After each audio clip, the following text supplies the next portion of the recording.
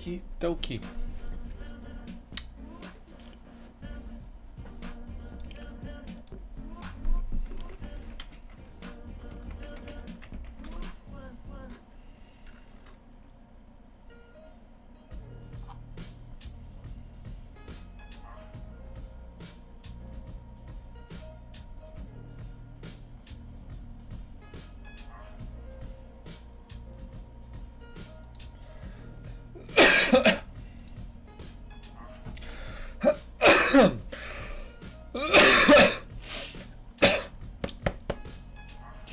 What is it always that when I start streaming, I start coughing? And literally just figured out why the Pokemon coughing has that name. It's literally because it's smoke. Also wheezing. God damn it. Huh. Oh well.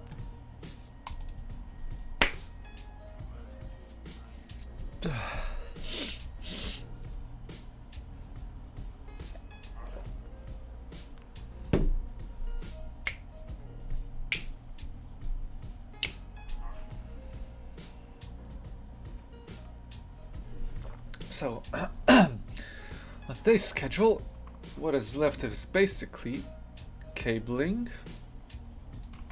These things, let's just, no, this. It's basically cabling that goes from here to here. The underside of this, the inside of it, the window hooks, the inside and the door. So, how thick even is this?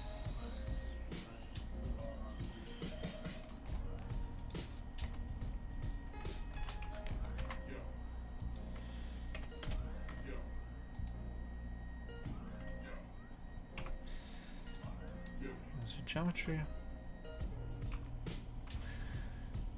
2 centimeters.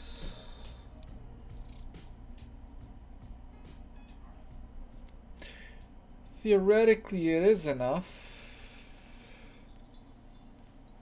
Practically, it's a different story.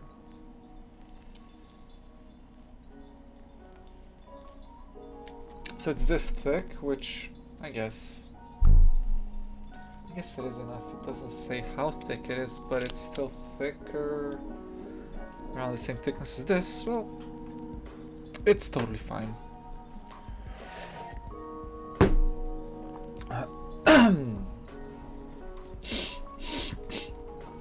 All it basically needs is to be a support for the glass, to hold it in place, the glass heavy enough, and the entire structure is pretty sound, so I'm guessing it's fine. People I don't understand. It's time for me to leave here. Some people so. And others, like me, are just different. So how am I gonna do so?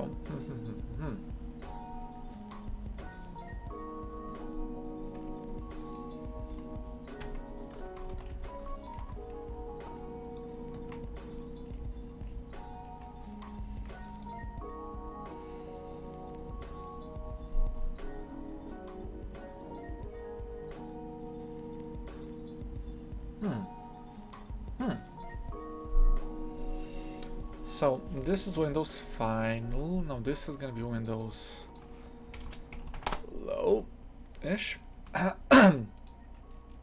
Basically, all these things are gonna be C.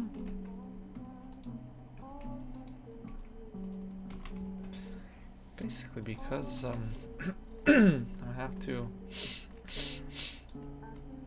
by hand connect all of these things.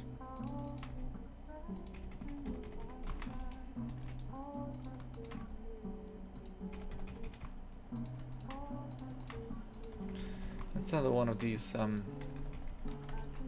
it's gonna take time, but hey,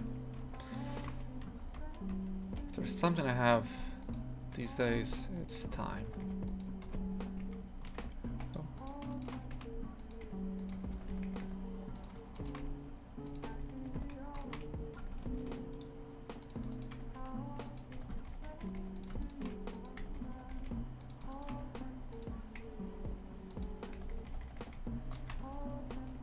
go.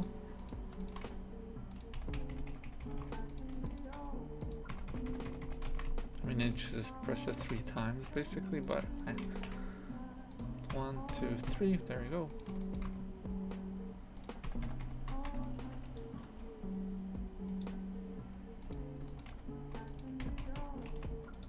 See. Oh, this is done. Select all of them.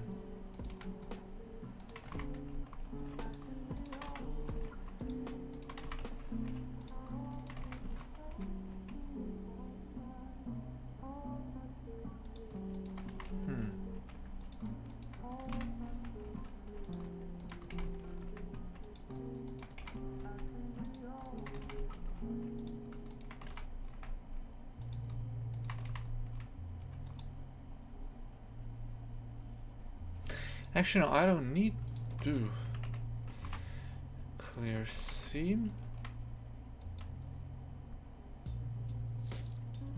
No, let's just clear seam.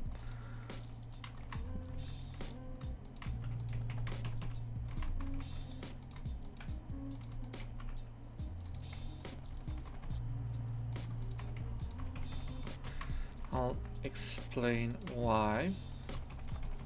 So basically, I'm just gonna do an auto retopo on this, or basically just do it by hand another way.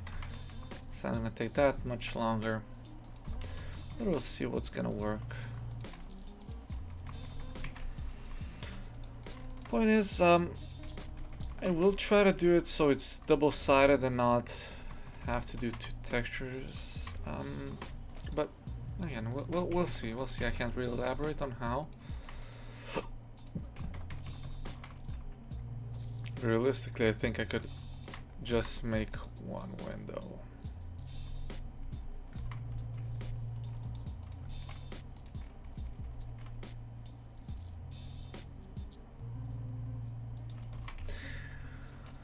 I'm gonna do the top row of windows.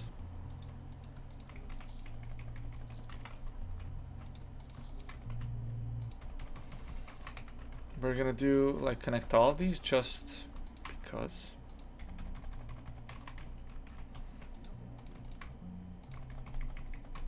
Just because. I'm not sure how this will work, or if this even will work, or what it's gonna do, but we'll see. We surely will see.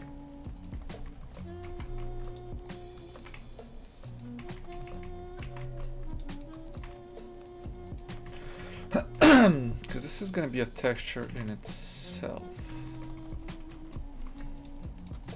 And I'm going to do just the top row of windows. Basically I can just do half of it and then duplicate and duplicate them. And I'm going to have a bit of variation each of them, especially when I'm going to lower everything. Despite saying, oh, this is going to just be so it looks good. But yeah.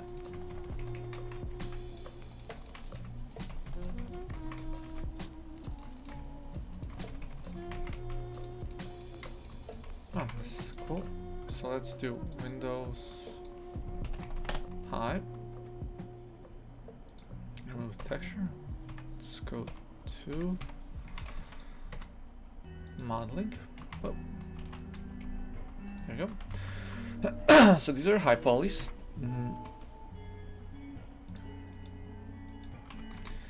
Just gonna give them ever so slightly bevel, just because. Because even if it's something small and unimportant like this, it still gives a little bit of something. So now this is the high poly, and theoretically it should make some sort of a hole here. Oh, it doesn't. Oh, cool. That's good.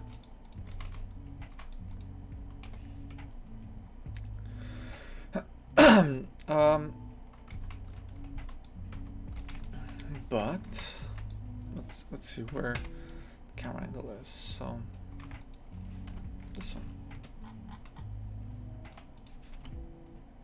So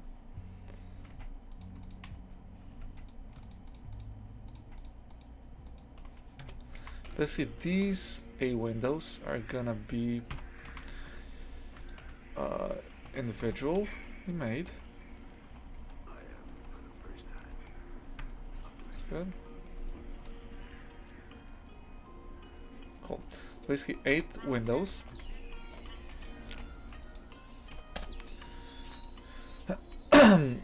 These are going to be named as P.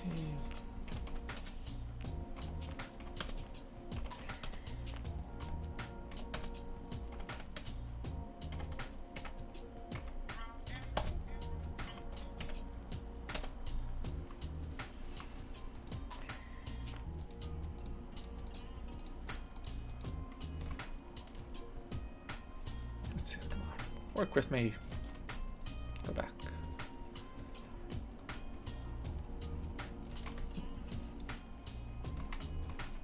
Okay, cool. So this.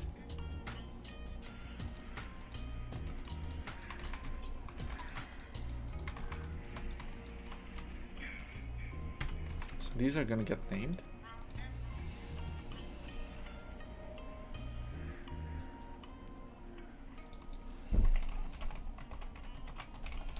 Window 1 high.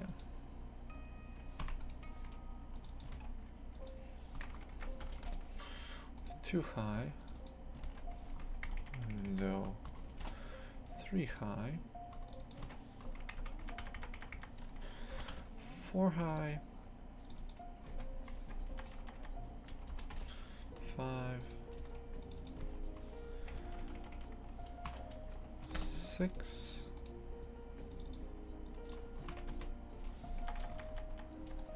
7,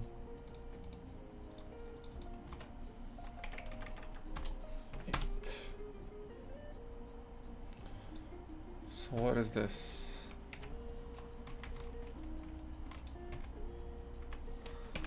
This gets deleted, very good. Just Windows filler. Whatever.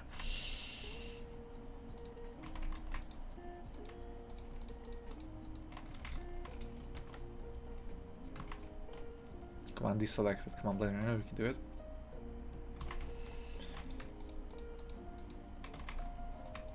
Duplicate it. Send it to low.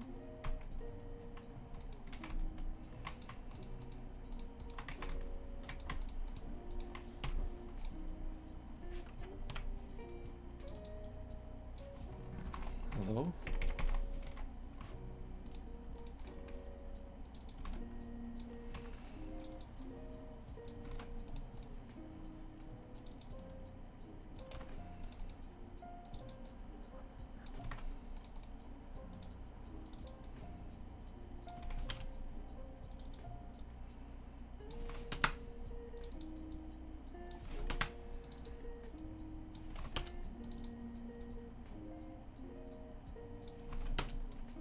There you go. So now let's work on them.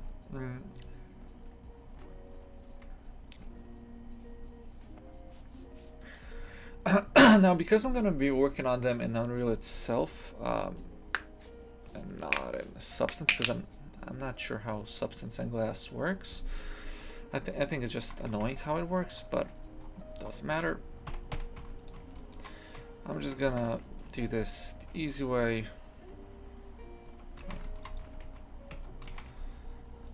So selecting the outs, the inside rims on the edge.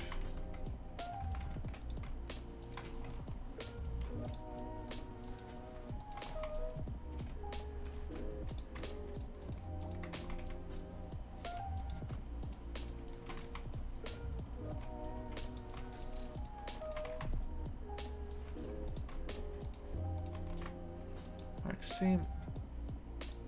Just gonna delete this from all of them.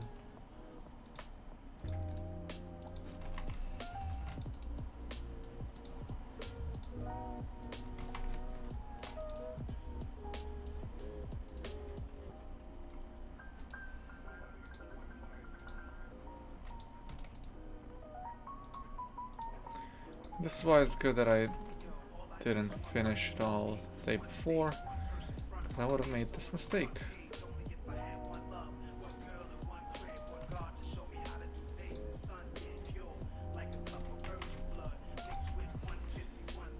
Just, oh, I guess I still have to do this. Put texture on it. Windows.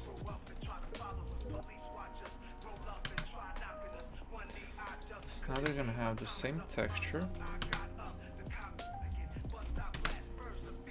And each of them is gonna be unique. So positioning and everything.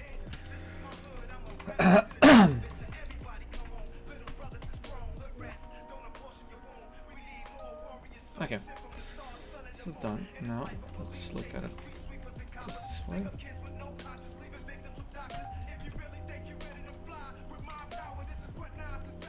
Now we're gonna have to stretch it out, adjust it to the size of these little blocks.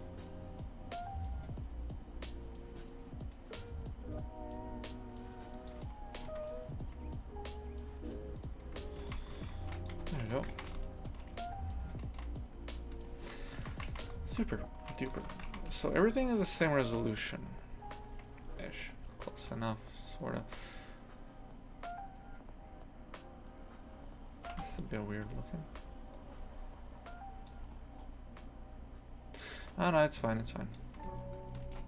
And even if it's not gonna be fine, it's not gonna be noticeable. But we'll see. So basically the windows are done now.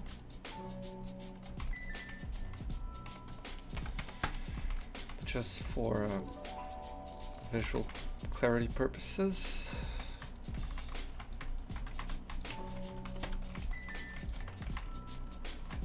Thank you. So now,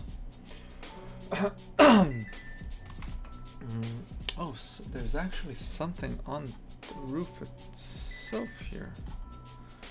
It's like sort of shaped contraption thing. Interesting.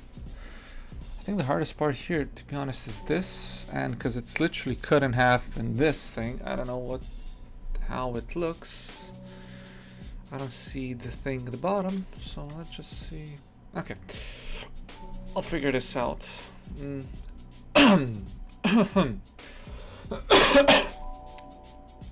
let's do these hooks, handles.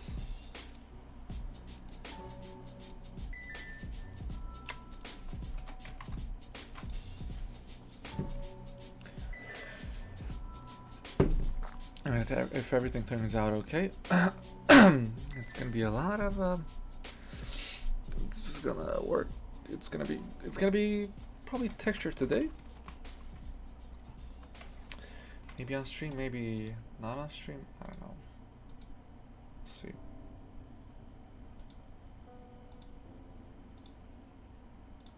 Cool. Stream is working.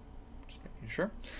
So now we need hooks and or handles.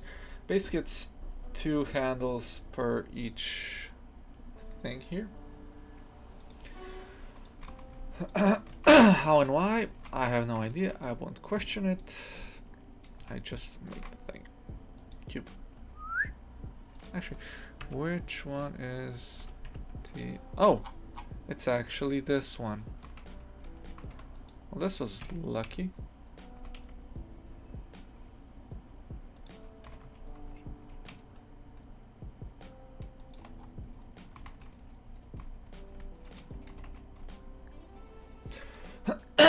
So it appears that it's extended somewhat, so it looks like it could be 1, 2, like 4.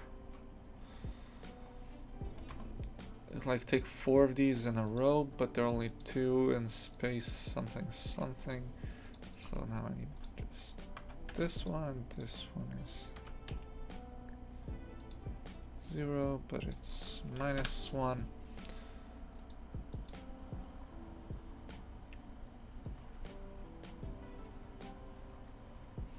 Actually, it could be 5, so okay, we have this size.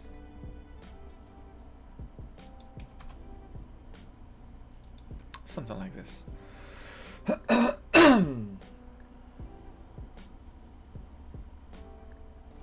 Five and something. Okay, cool.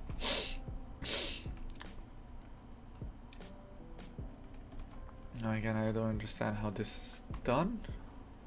What are the details of it?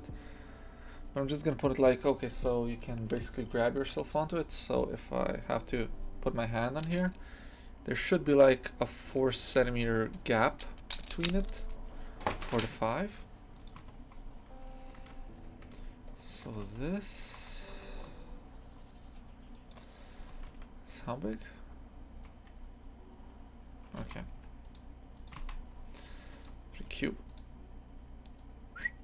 0.04.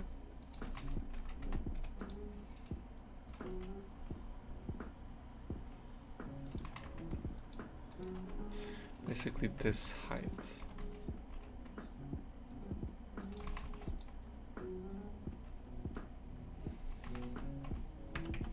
And 1 centimeter thickness. There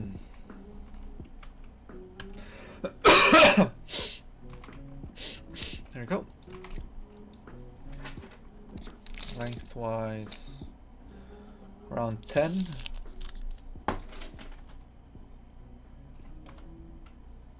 It's 16, so let's make it smaller.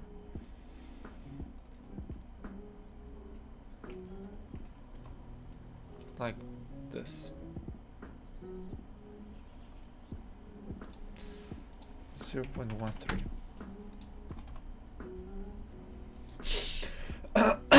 So now we got to give this a little bit of thickness, something like this. This phone. Nothing important. Oh, actually, let's not. Let's just delete this first. Just go with this. Get the basic shape looking good. Beautiful. Just like this.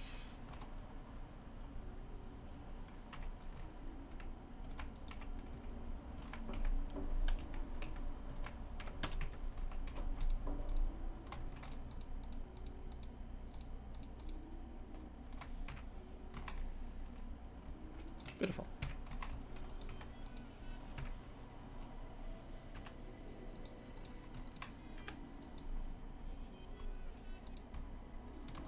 No.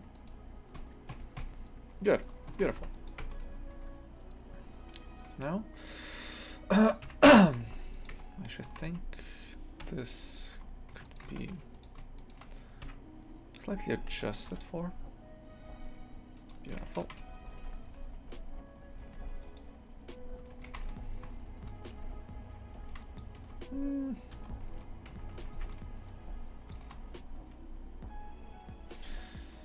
I feel like this should be smaller. This.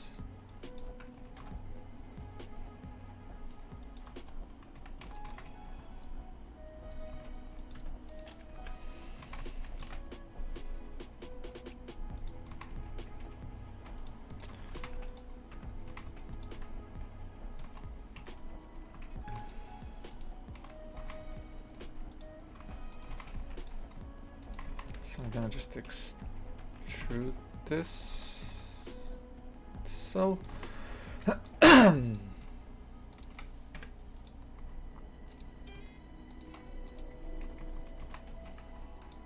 just give it a little bit of, definition. It looks like it could exist, like how you put a bolt or something in there. Take it out, something like this. Yes, phone. You will develop. No, I don't care at the moment.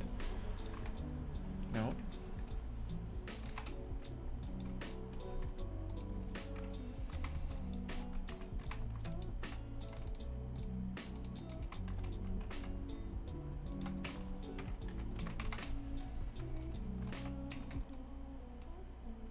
There we go.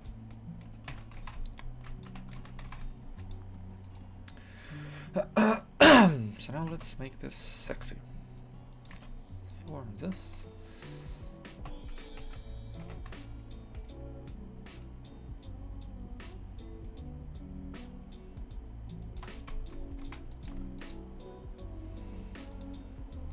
Let's move this, put a way to normal.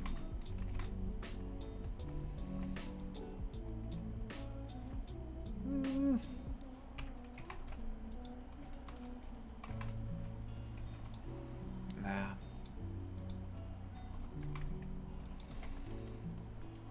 Let's reverse this.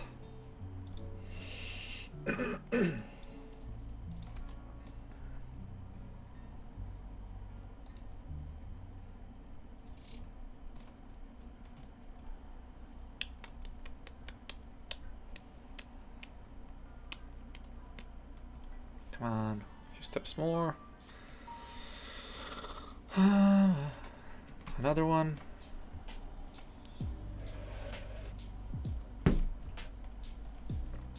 Oh, you can do it. Come on, come on, come on, come on.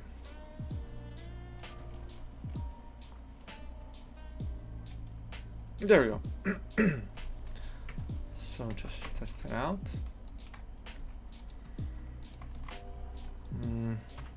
Let's just make this a little bit thicker because it's supposed to hold a human to it, and safety is #1 priority.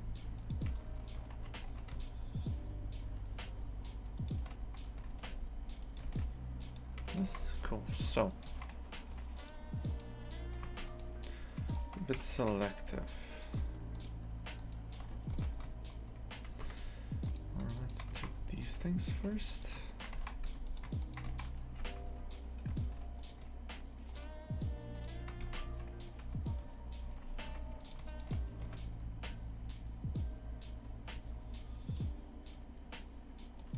One.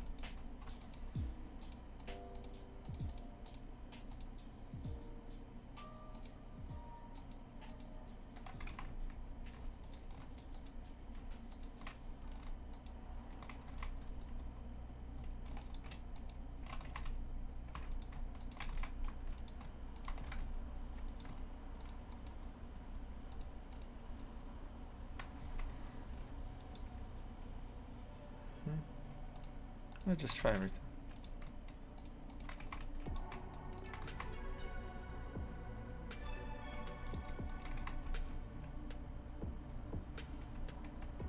Oh great, I didn't do this one. Perfect.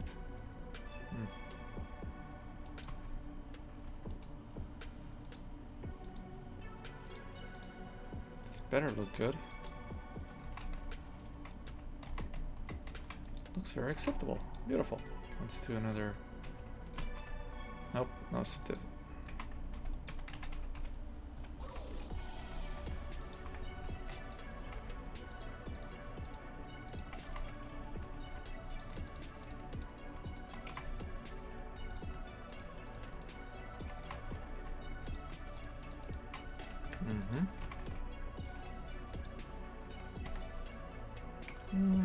Let's just remove this.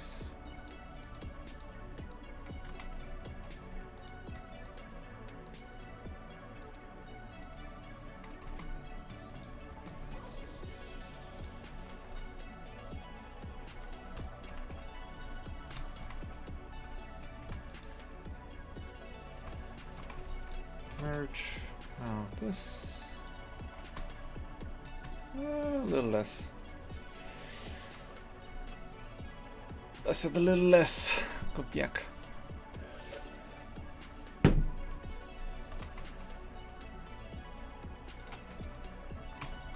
There we go. Shit. Nice. And this is it for these things. Let's see how this looks.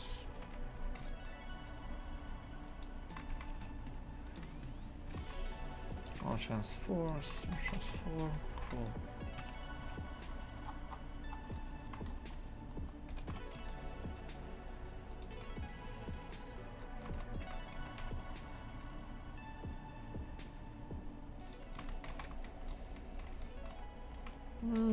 Something like this.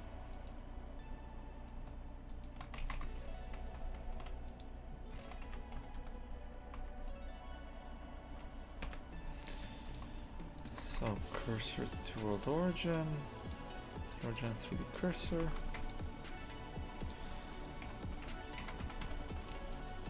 $20.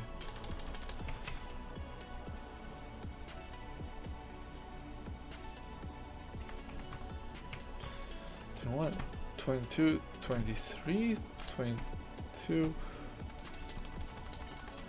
22.5. Okay.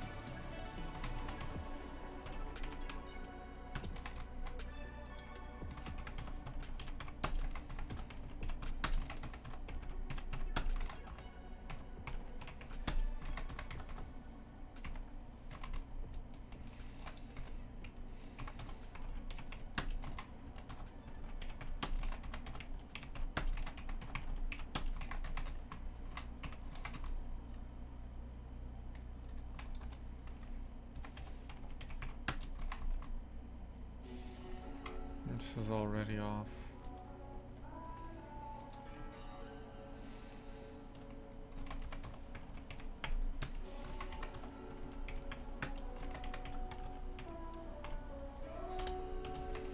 Fine.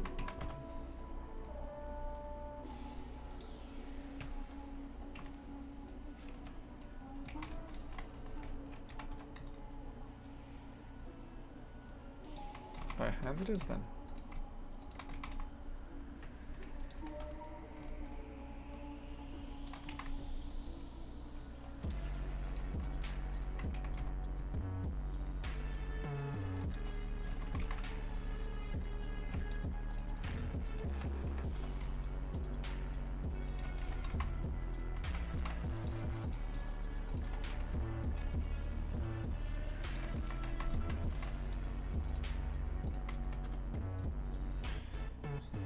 Yes. I think I just messed up my typing of the numbers because everything else seems totally fine. And honestly, it doesn't really matter.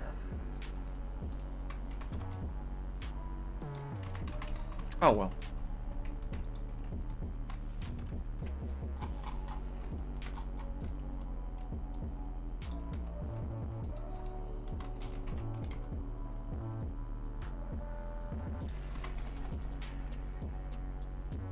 There we go.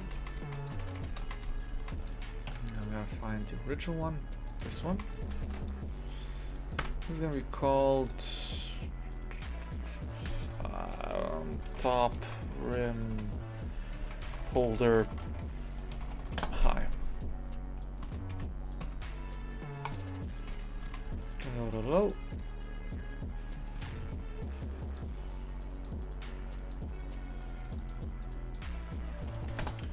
Low. Let's see.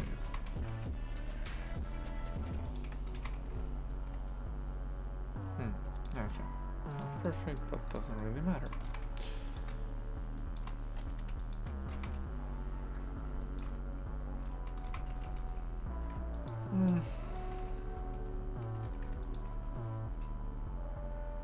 And this could be done so many ways. I just didn't do it properly. But nobody's gonna know. I'll just do this here, mark seam, and it's perfect. Yep. Okay.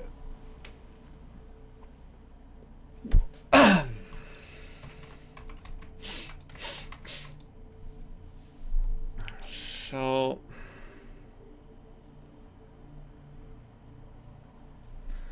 I guess I can add this to this.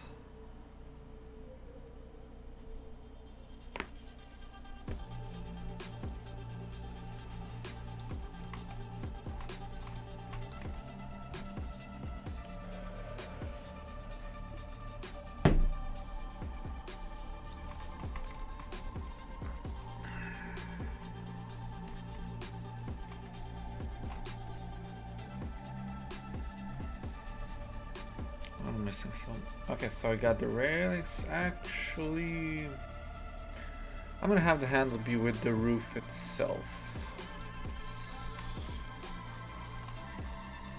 And the cabling, not a problem.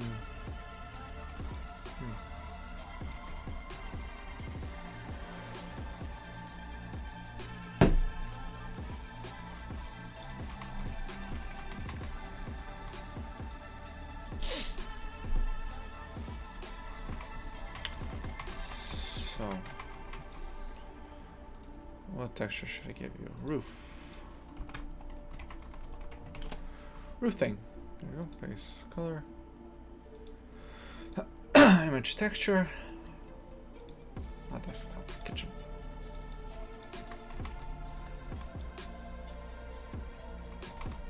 Doesn't matter. So let's do the thing here.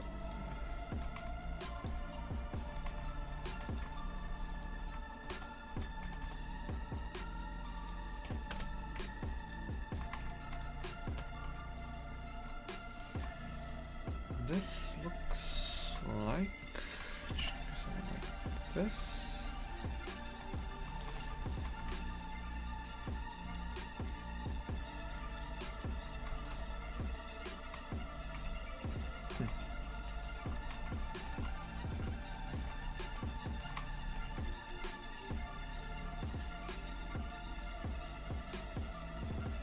Something like this.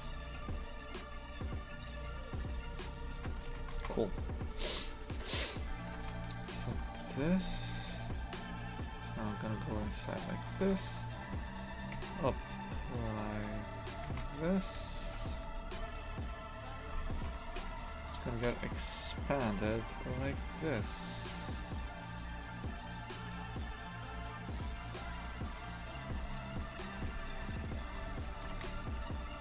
This is totally nice. This is totally fine. Shade smooth.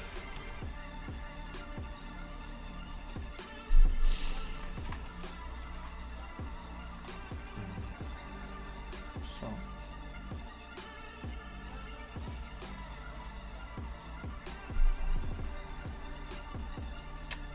Just looking at it, there are some spikes going out of this, or supports for the roof thing, apparently. Well, not really noticeable, as in not readable.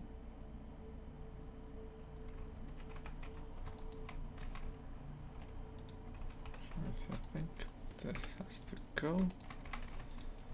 This is gonna go straight in like this.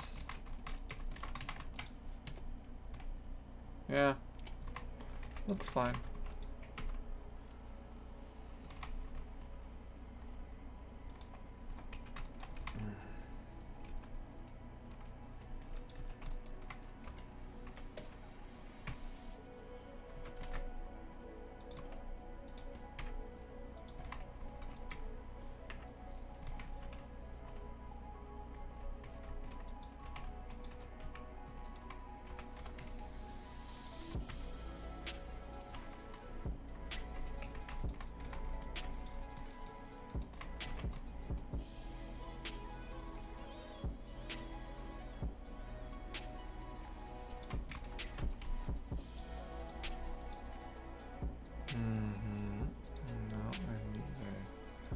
Weighted normal subdivision. That's cool. Very cool. Very cool.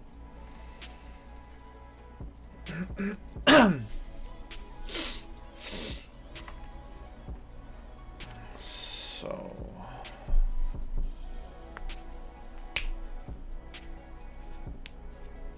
So many details that I'm just starting to notice, and it's I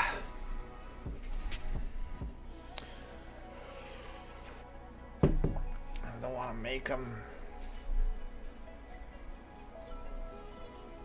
because I just don't understand how they work.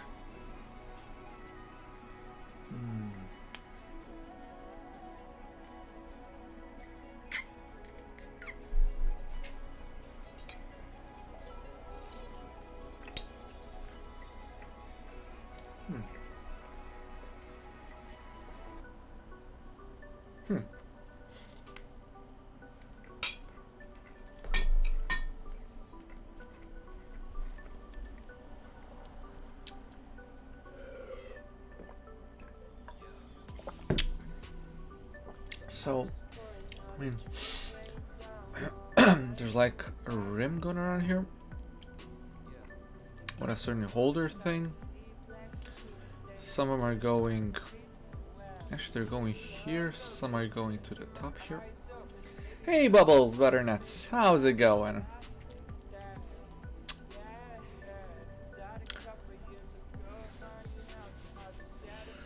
Did you figure out about the axe? And did you see my message?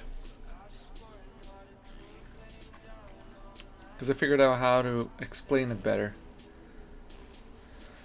I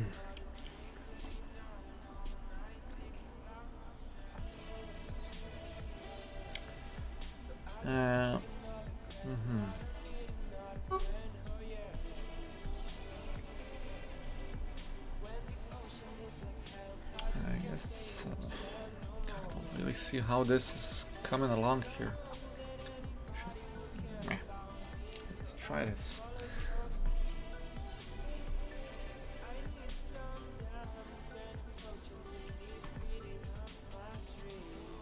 Let's send a message. Oh, God, the new Twitch really doesn't let you notice it.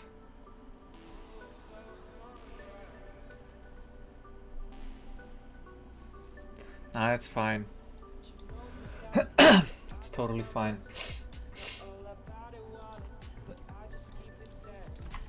I mean, if you wish, if you can put your Blender file in a Dropbox or somehow just put the file in chat, I can show you it.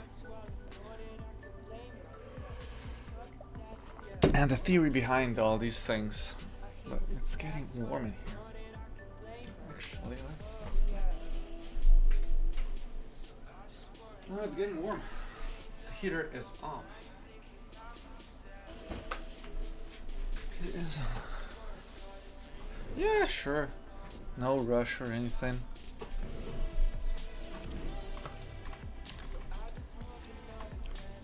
So okay, so this is this.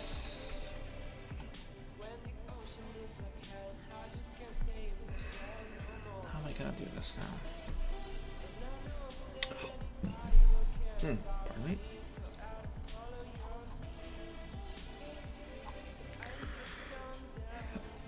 There are sports going in, and the same for this, but I don't know how this works. I also don't know how this works. Let's research this one. Actually, no, I have references. Let's look at the references. It really seems like this is actually this, and it's from a movie, but oh well. Because I want to know how this platform looks and how the bottom. Oh, actually, there we go. Oh, I can actually do it like this. And it'd actually be a lot easier since I don't have to think about reflectivity, reflection, and however this works. Like, I really don't get it. I mean, I kind of do, but okay, so it's like, I don't know, still it's glass.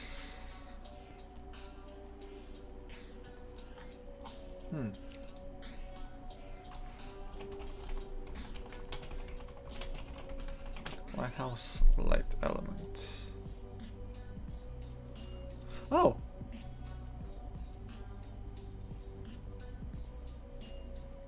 Yeah, this is way complex. So I'm guessing this is the reflective version, or this is the just general lighting, because how do they focus it? I guess this one focuses. Damn it. Okay, I can make this.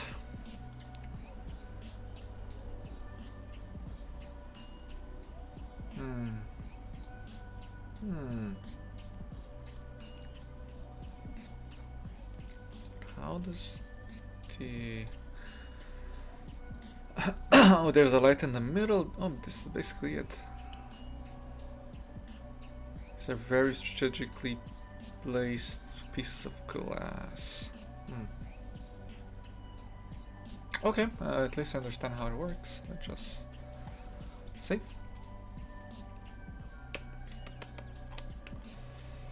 Lighthouse reference here.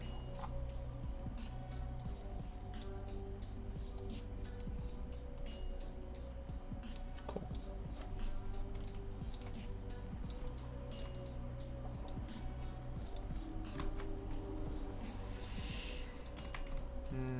Okay. Just get everything else done. I want to finish modeling, with hopefully thinking this session. Oh,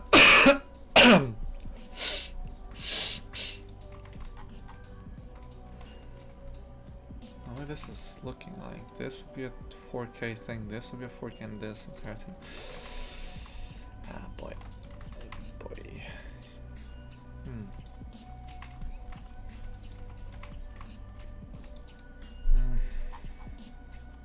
How do I make this?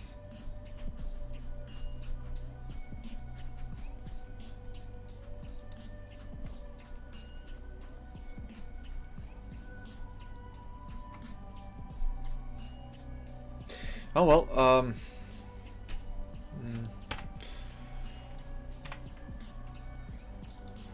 roof part 1 high,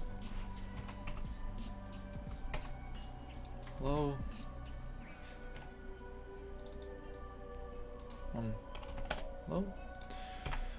Let's retopple this for the sake of it.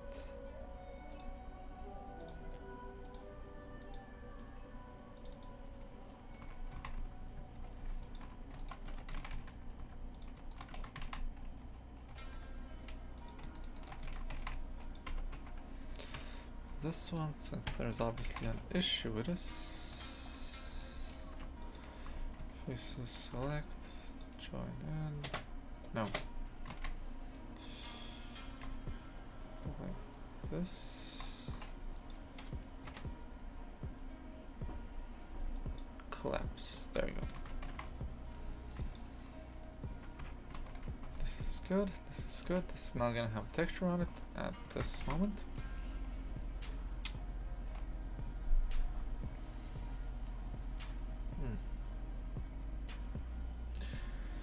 So I need to do the mechanism, the thing holding on the top, the railing here, and the supports here. Let's do these supports. Cool.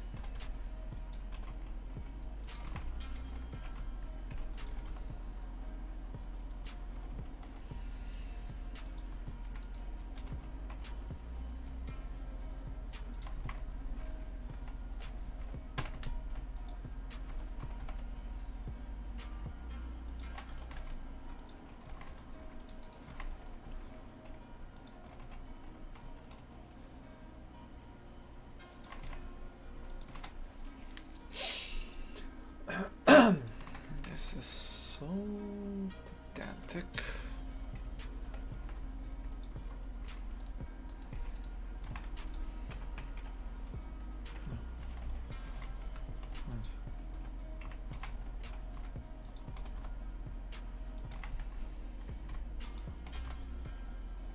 Like this. This could be cool. This could be very, very cool. So transform this, transform.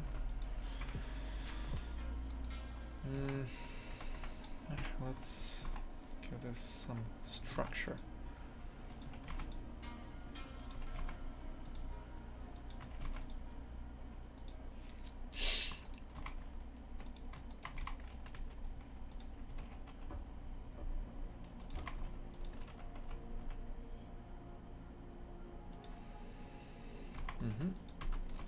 Cool. So now let's subdivision. It's smooth. Just way to normal.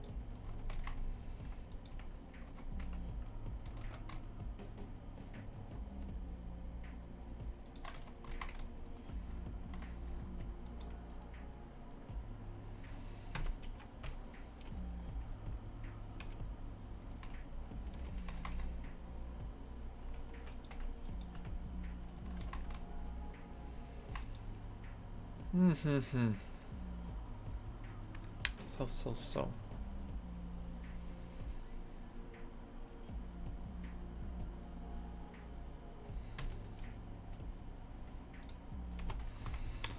Okay, let's just make it go around there, I think.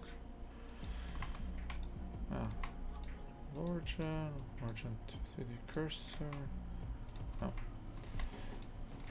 World origin 3D cursor. There you go.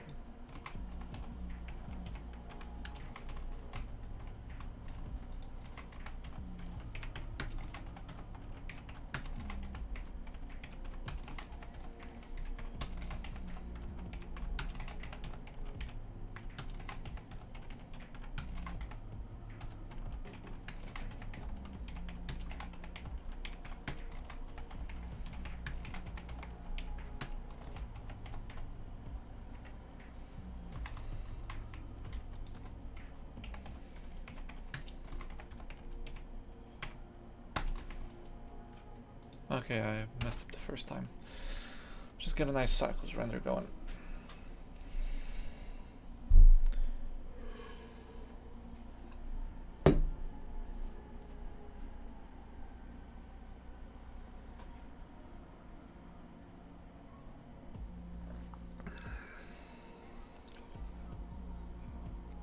Yeah, the detail's not noticeable, so that's totally fine. It is totally fine. So this is the original one, correct? Yes, this is the original one. Let's call this roof support high. It's cool. Cool. Send it to low.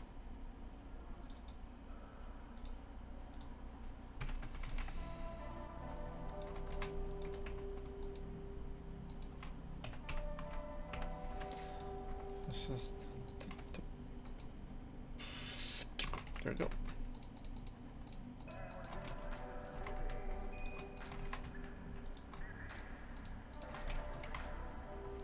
Hey, welcome to the stream. I sure hope it's a piece of art. It's supposed to be one.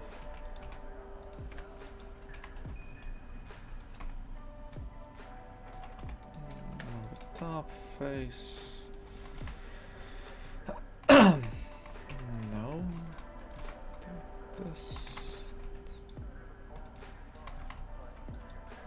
Maxime, it should be good. Oh, right. This. There we go. Beautiful. Perfect. So this.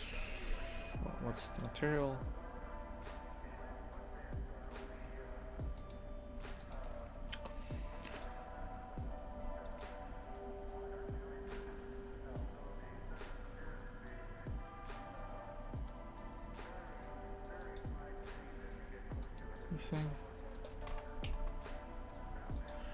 Roof thing. If I'm not mistaken, this should work. What? Oh! Yes, correct. I didn't movie this. Silly me.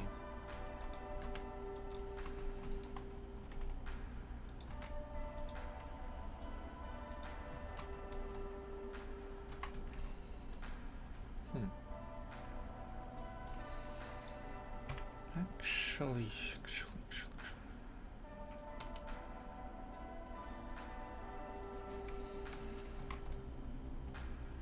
This is the front, so I guess I'll just cut this at the back.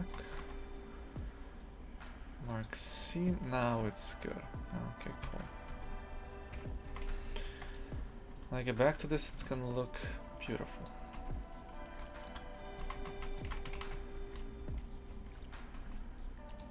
Did I rename it? Hello.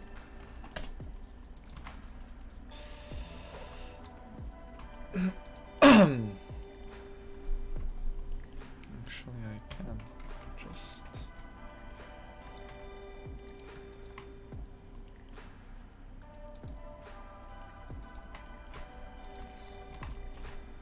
Yep.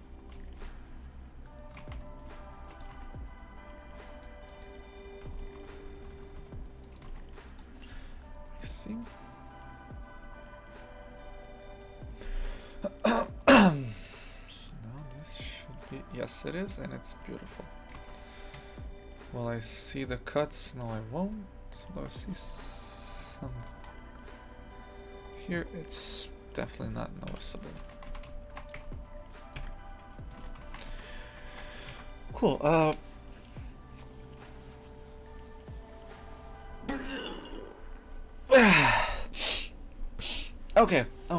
okay. Now it's time to do the... Well, another thing. Ugh. Everything is going well. I mean, it's basically 90% done as in terms of modeling. So, yeah, it's done. It's retopoed. It's basic. Oh, this. I haven't done this. Oh. Would you look at that? Would you look at that? Okay. Guess we need adjustments.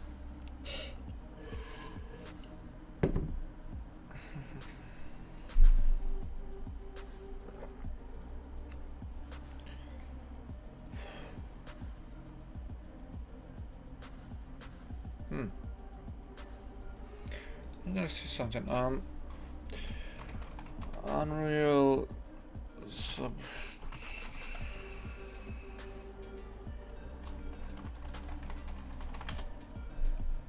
I wonder.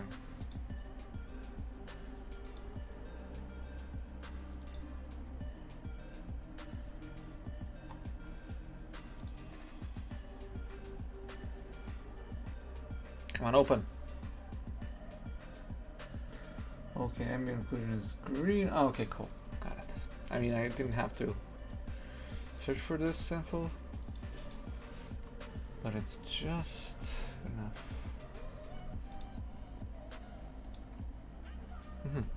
Okay, cool. Because I was thinking, all these things that are gonna bake, I'm gonna have an AO texture on it. And when you export an AO, well, a texture from Substance to Unreal, it's one complete package. And usually it's the AO is too strong, and I can't really fix it in Unreal with the nodes because I don't know how to do it yet. So I was thinking like maybe I'll do 2 exports of textures. One is going to be Unreal and the other one is going to be just like generic, but I'm going to only keep the AO out of it and just tweak the AO separately. So I'm gonna do an easy approach to this, but I think theoretically it's not concrete yet. So I gotta do a rim around this entire thing.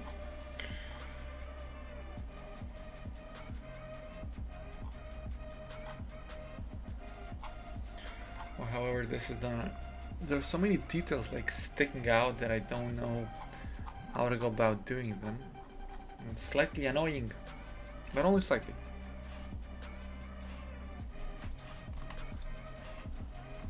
Like even just these things, the reference being somewhat more like this, it is better. Of course it's better. Oh, come on, work with me. I can actually just delete this. Delete all of these things. It's just stuff now that you don't really see because it's not a good reference. While I'm here, I gotta Google the artists here. Ahab, Lighthouse, Night Key, Jeremy Love. Jeremy Love, Art Station.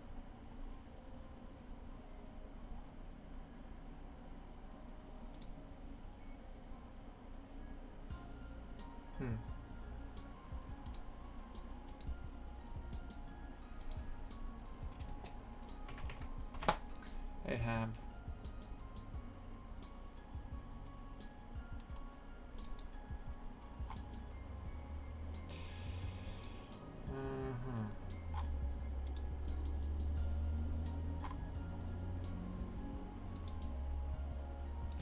Yeah, this was an this is an Aquaman reference.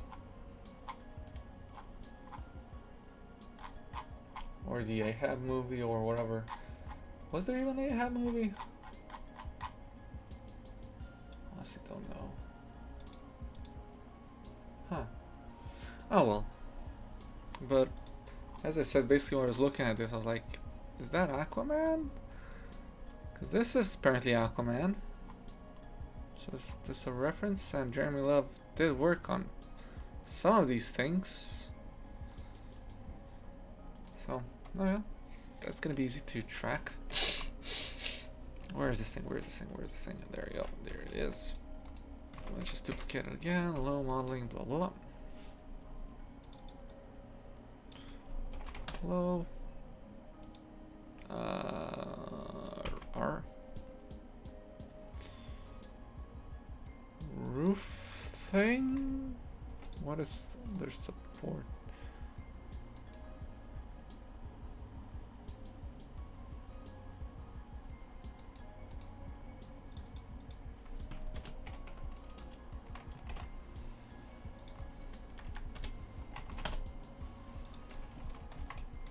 Okay.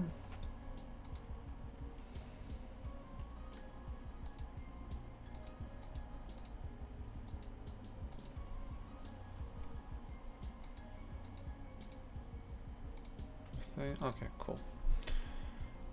So remove all this. This.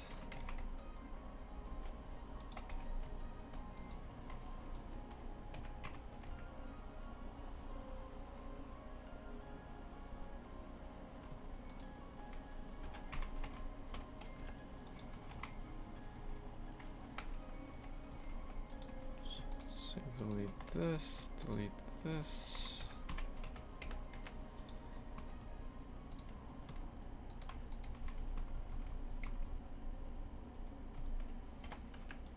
First delete that. Yes.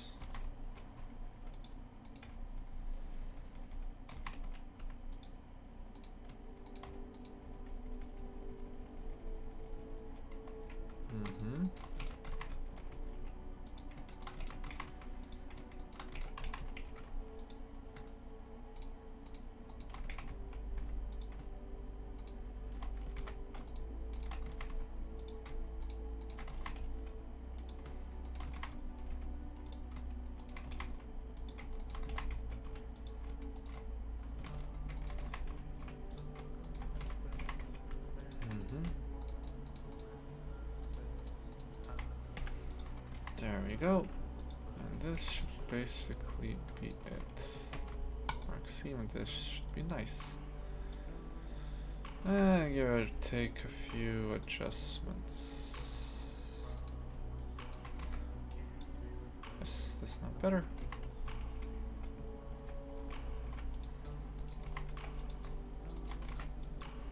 There you go. See? Easy. Easy. Oh, the plugin's not working.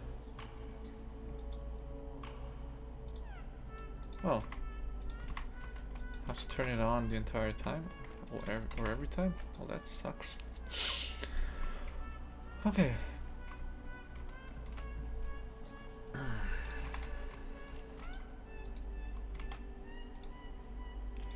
Where is origin geometry? No. World origin 3D cursor.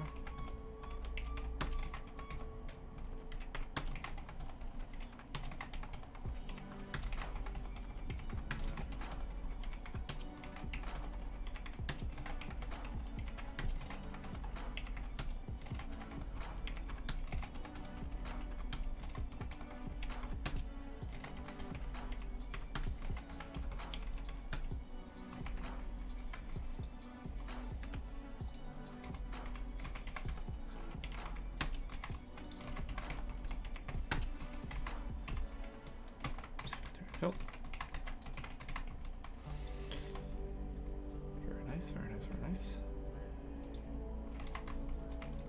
Okay. Now let's do the rib that's sticking out for some reason.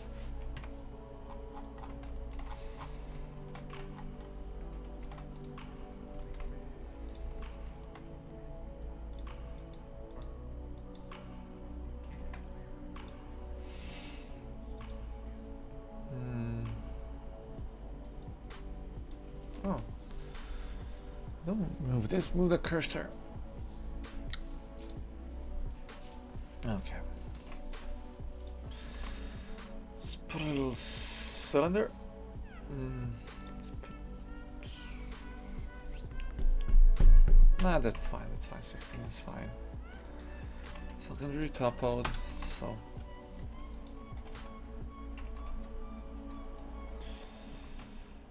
Transforce... No, it's Z again, thank you.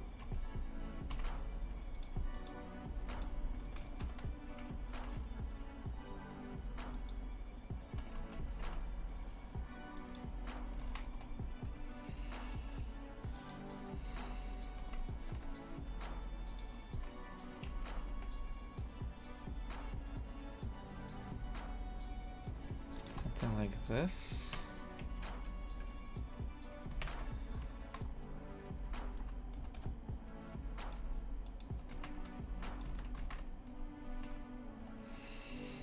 So, okay. Actually,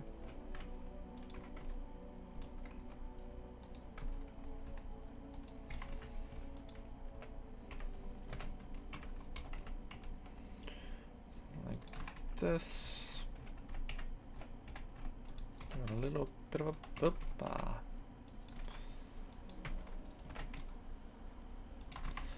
of a bevel, just because. Some, yeah, sure, just something like this. So now, I'm gonna take this, duplicate it, move it. RC 90.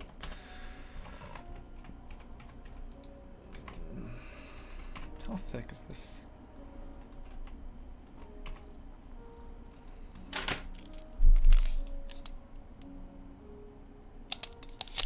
Centimeter and a half. Nope, this gotta be thicker.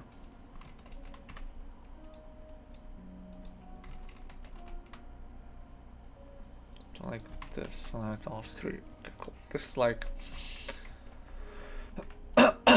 some real stuff. Okay.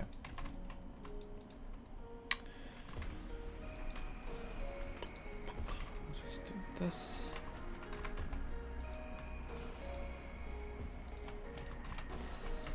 Okay. Cursor to world origin. Let's put a circle. 64.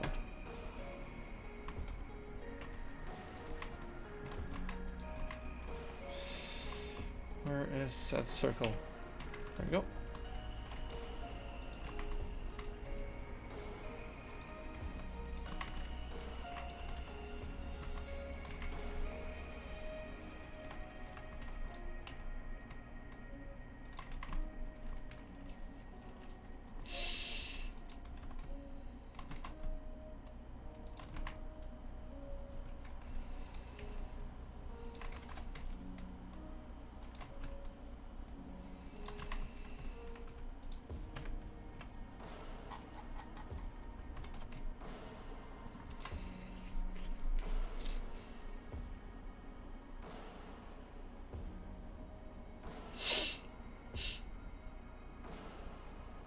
So how do I extrude it?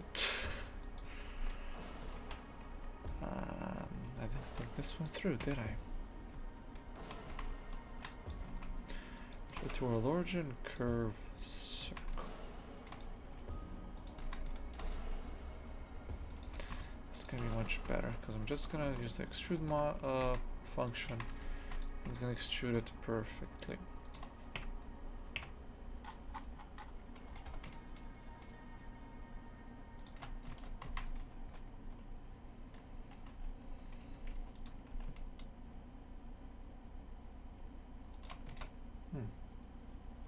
Okay.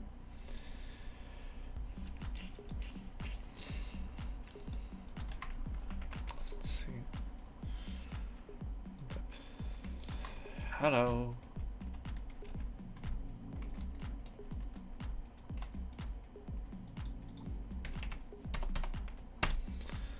Zero zero 5. Okay. Let's go to resolution 24.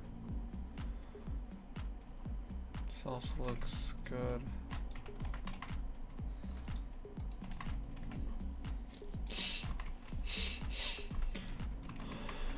Okay.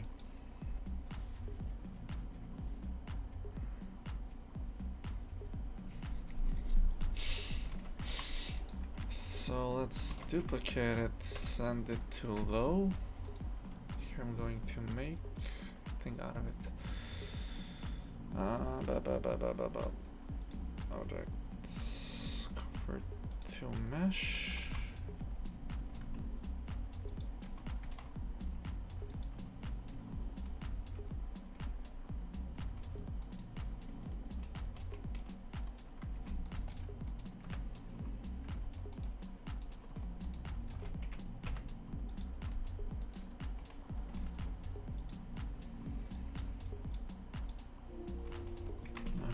A little bit finer.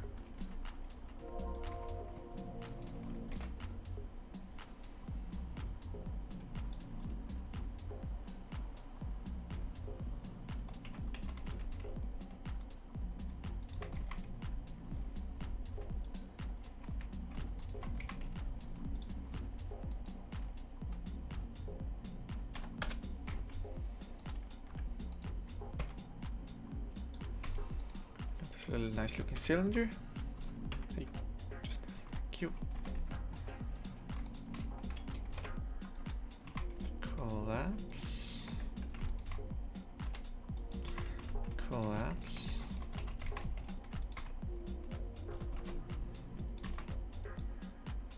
No.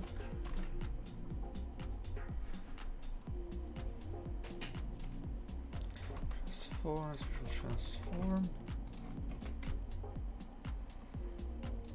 This cool, beautiful. So okay, now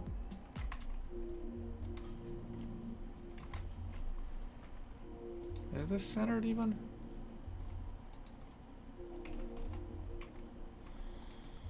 Yes, it is. Very good, very good, very good. So now these two things. I guess I can join them. I don't need to, but I'm going to, for the sake of ease of operation. Cursor to world origin, select origin, cursor.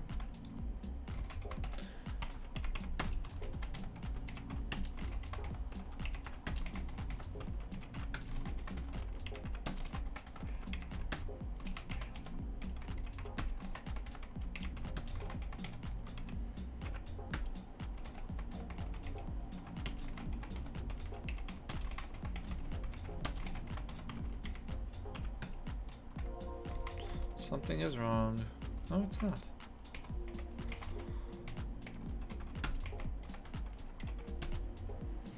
There you go. So this is now at a certain stage. This is gonna be called roof rim high. Duplicate it, send it to low.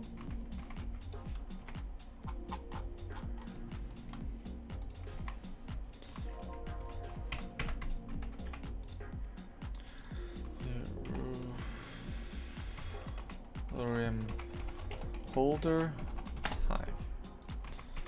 Duplicate, send to low.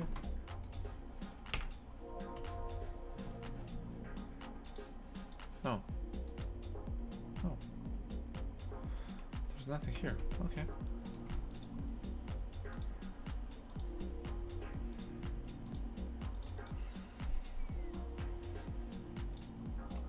Ah, totally fine. Totally fine. Looks just as good. This low.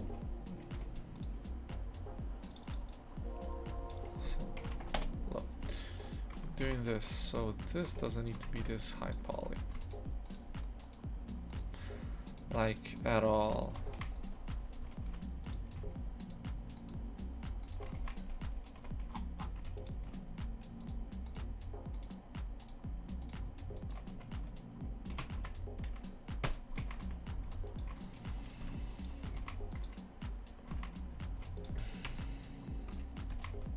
Sure.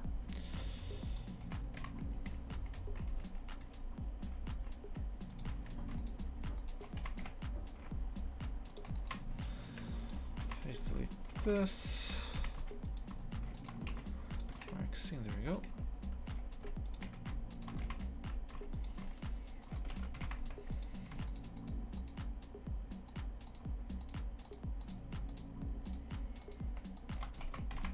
There we go, good enough.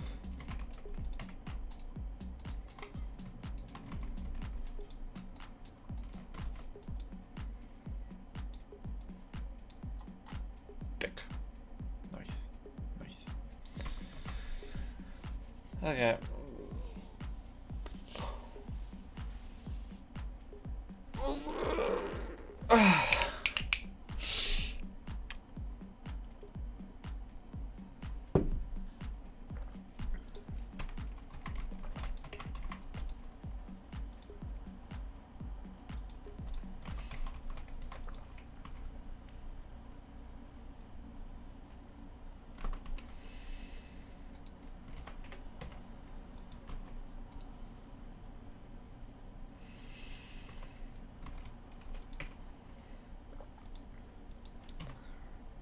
Convert to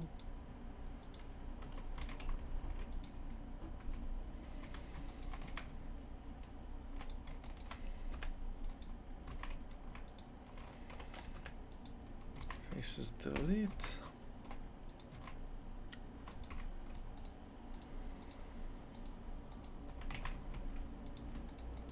Actually, what is the angle of this?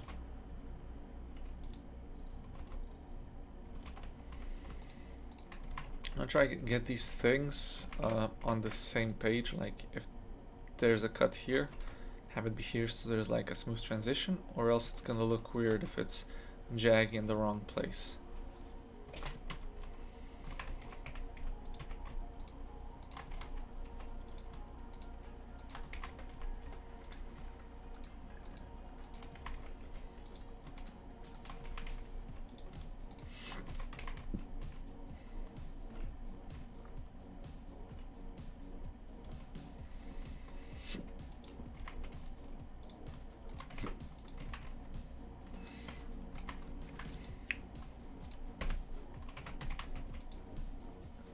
Okay, okay. What is this? Got this is roof thing.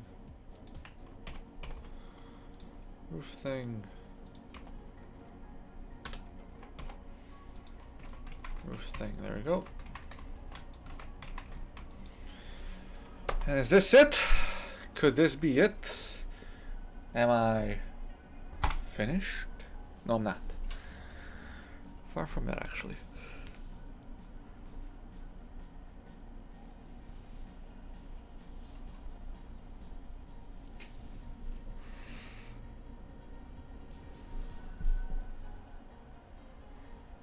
Okay, gotta fix that.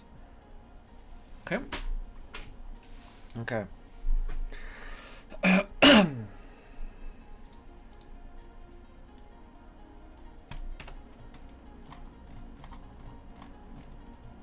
This look nice. So let's look at the reference again. There's some things sticking out and I don't know what they are. I literally don't know what these spiky things are. It's unknown to me. There are none of these on these things.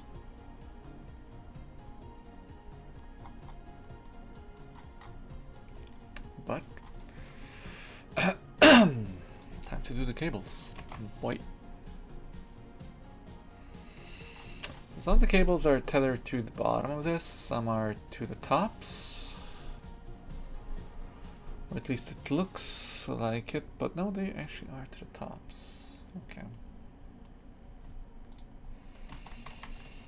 And after I do that, it's basically just the inside left, and the door and the other ladder. But I think the other ladder is a bit... I don't know. Useless? Cause see, the ladder here can be like moved and... But it's used to just like go up here, but this to clean something? If there's no space for anything. I'm sure I can make it. It's not a problem. It's just gonna be annoying. What does it say? Oh, cables. And maybe even light bulbs at the end of these things here. Ugh. Yawn.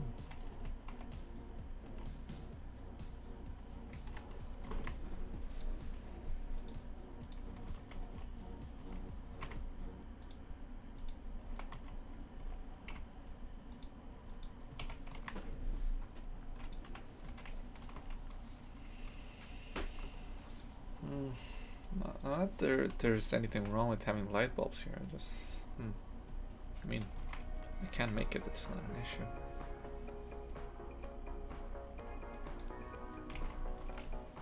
I guess I'll make them.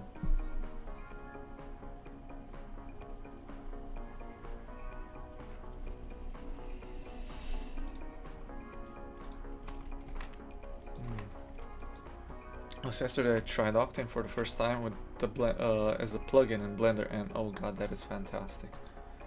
That is fantastic. It just works so well. And it's the full version, and it just has a few limitations.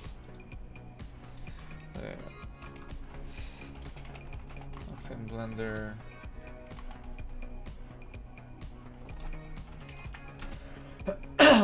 Let's see what the limitations are.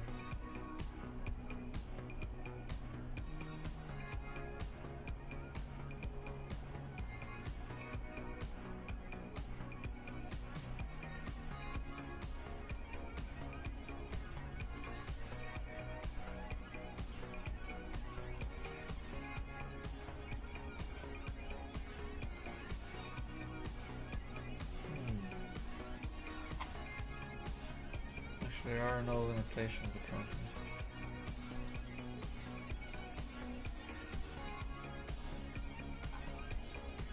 Huh. Well, I'll research it later on. Don't need to research it now.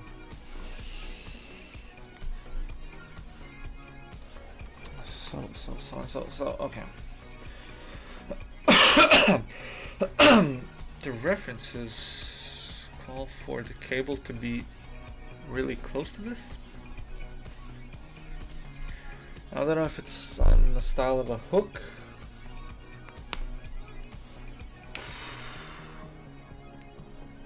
Why am I yawning? How long have I been streaming? An hour and a half. That's cool. God, I hate this table, it's so high. My shoulders are in pain. Wrists, hands, whatever. Which this is gonna be an issue because these things are not in the same ballpark. Oh, actual issue. Could rotate everything, but I'll just see. Because everything here is made.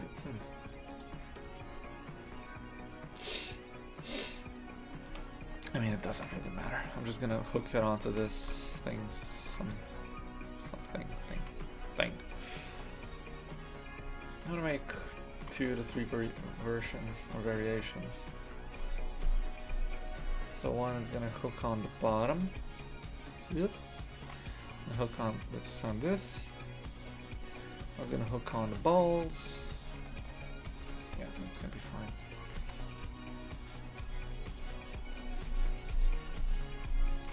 Well, how is it in the real ones?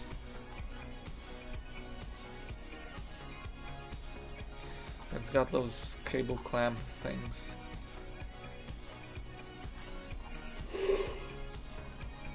Oh well. Zero.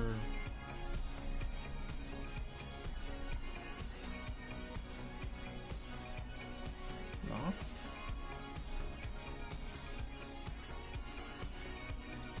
What is this?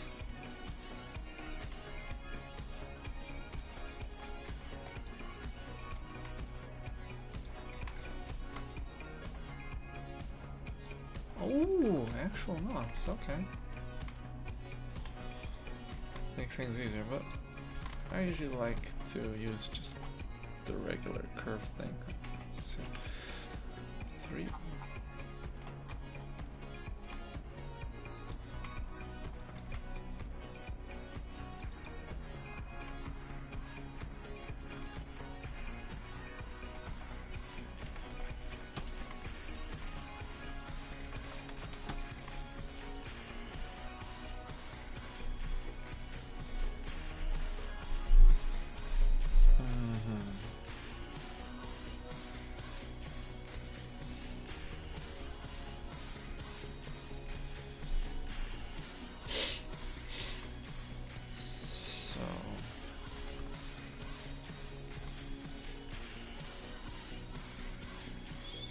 Why are you gonna cut it?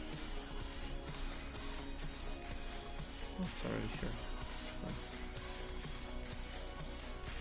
Okay, it's already here. Got it. So.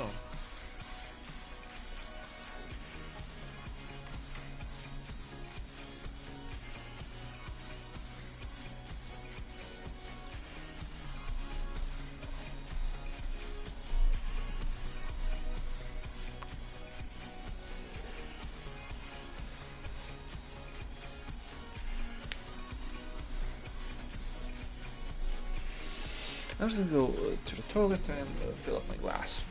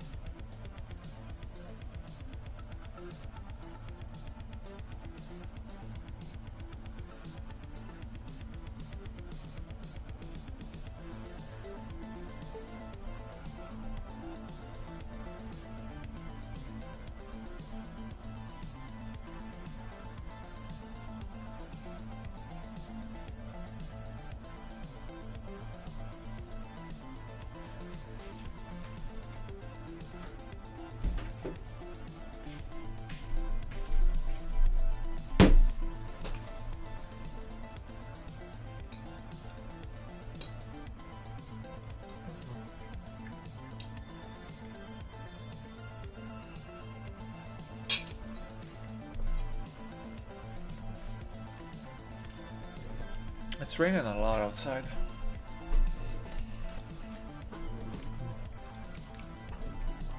It's very moist.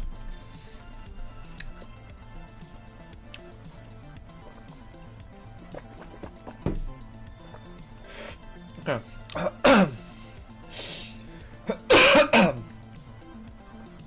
So let's see.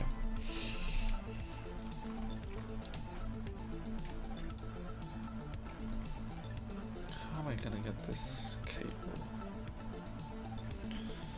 I don't see it. There we go. Vector. Thank you.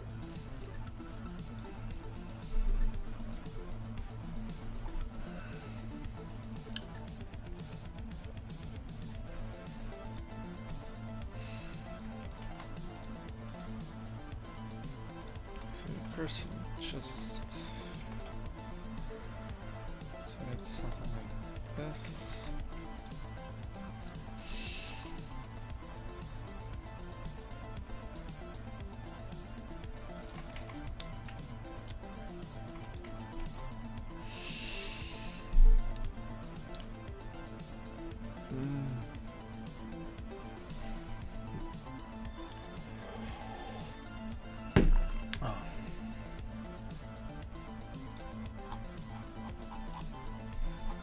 Does that interfere with the renders?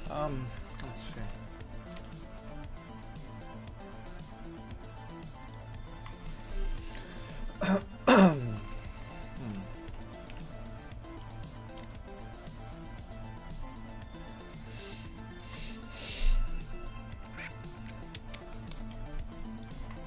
Well, there are two ways I can go about doing this. One is to make like the like cable going around and then just a latch. Very simple, but I mean, basically it's the best way of approaching this.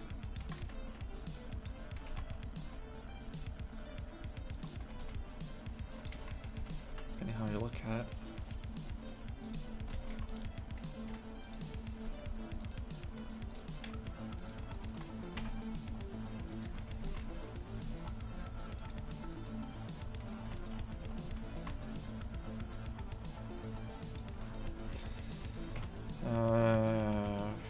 Free.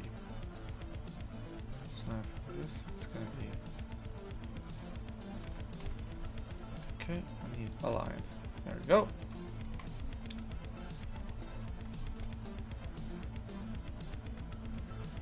Cool.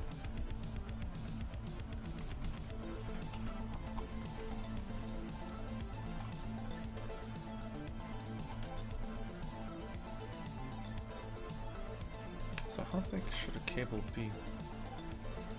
Where should I just extrude?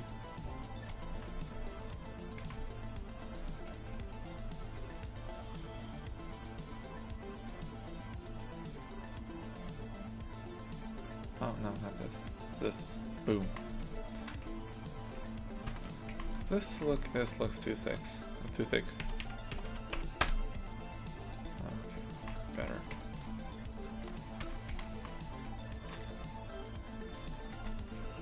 I would still say it's too thick, but 2.5. No. 3.5. Beautiful.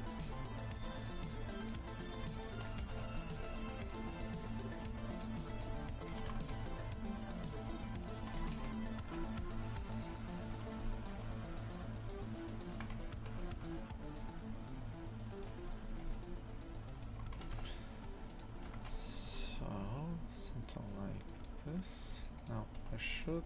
Yes, something like this.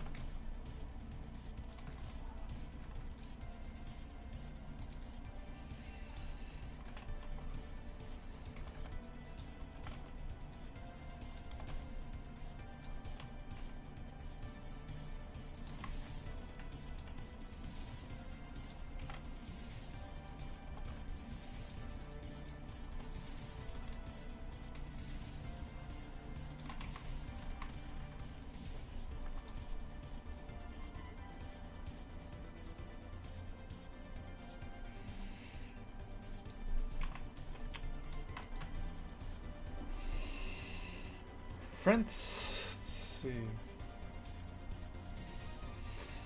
This kind of looks like it's wrapping around, so that's how I'll do it. Luckily, I'll do this a few times and then it's gonna be done, because this is very, very annoying to do. I mean, it is good. I mean, it does look good. It's very annoying to do. Because these curved things are somewhat unexpectable, seeing as how they just, well, go about however they want.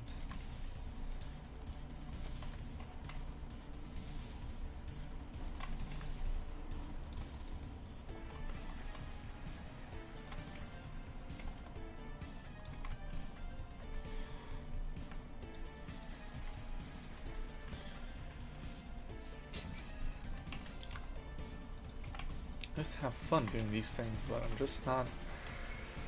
I mean, I'm just not feeling like I want to do cables at this moment.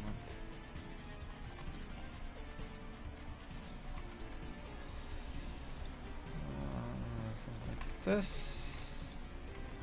Left.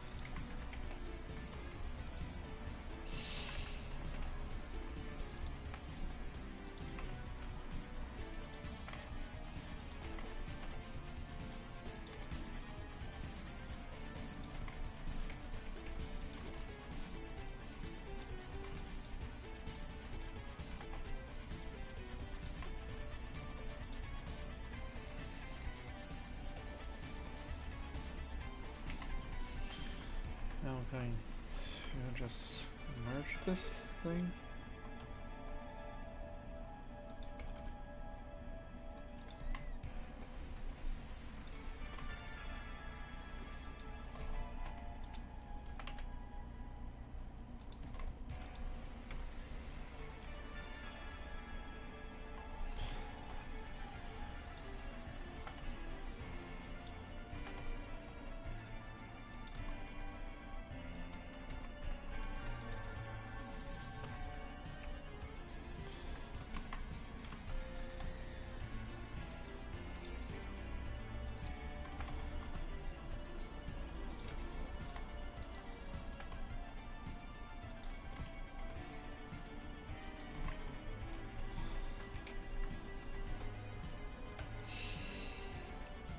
Go.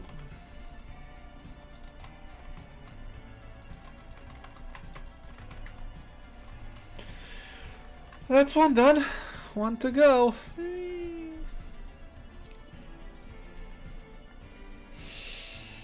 Oh look, we got this scene is already 3.5 million polygons. Triangles heavy.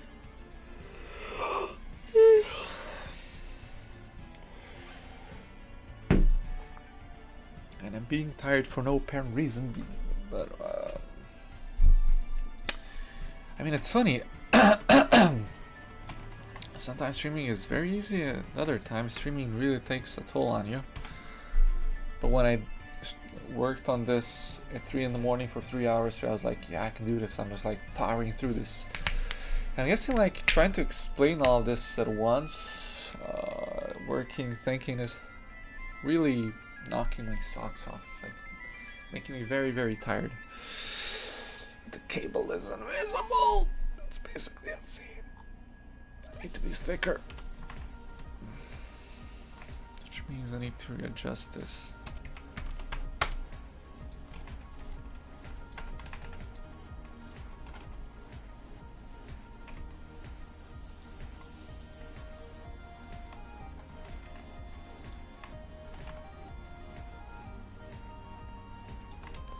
This from the bottom. Nobody's gonna look at this, but regardless, it should make sense and be physically accurate if possible.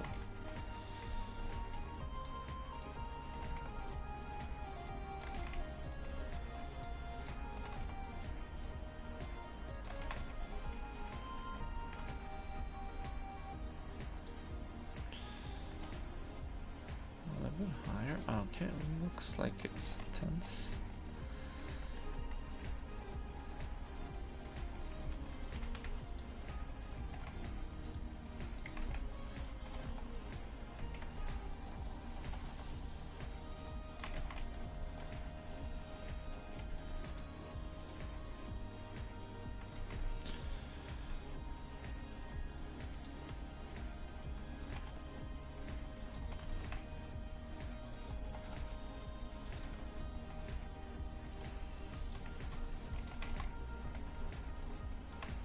This looks good. It's tight as a rock. But I guess if it were like this, it would basically be somewhere here. So let's just try a little something something.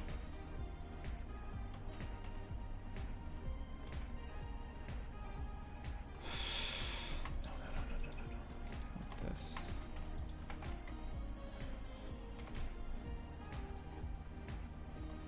No. I'll keep it like this.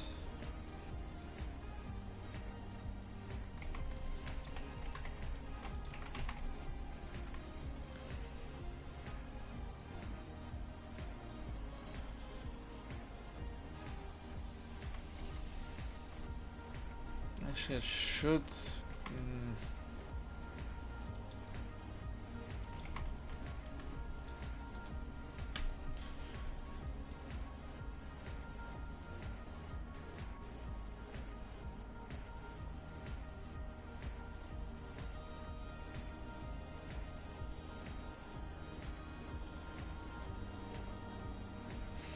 This should go like straight up from this location in order for it to be like realistic, but if you started like this, wrapped around twice, locked it, it could work.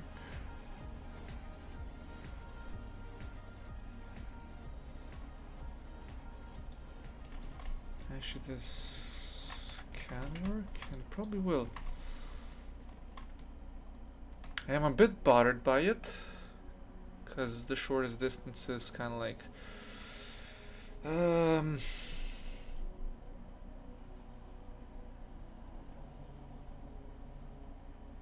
but only if I go under in this one, then it will make complete sense. There you go, now it's totally accurate. Why the fuck are you this big?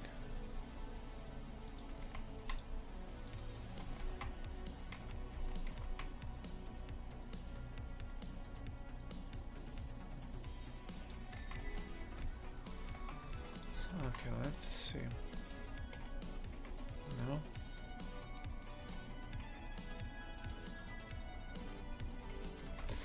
This one and this one. Vector.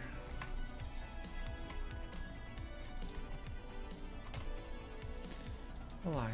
There you go. No. Trying to be a vector. Stupid thing.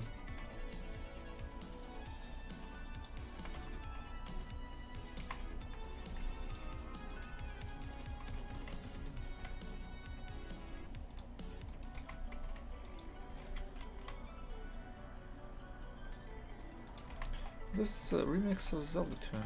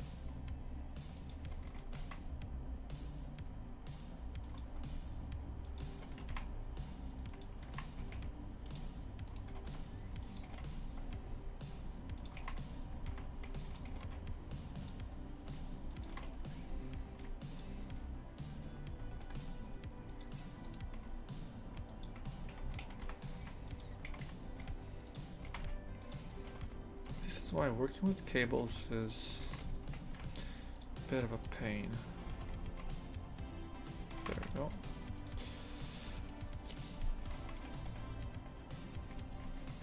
Just is.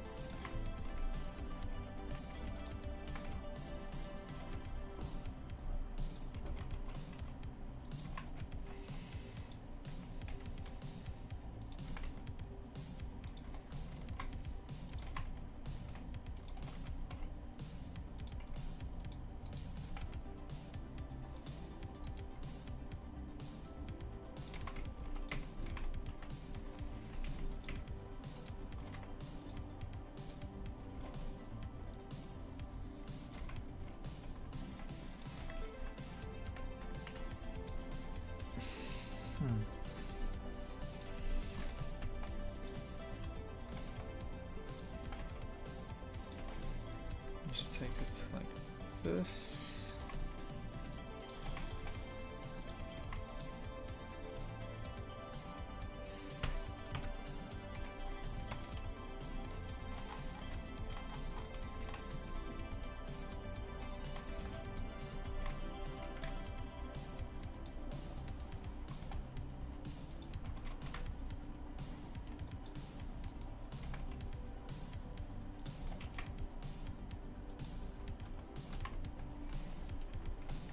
Ooh, ooh.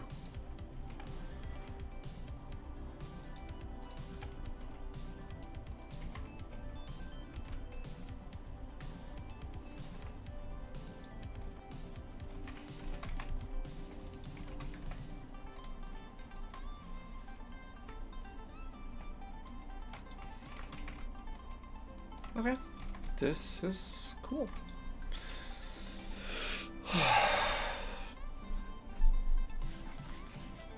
Yeah.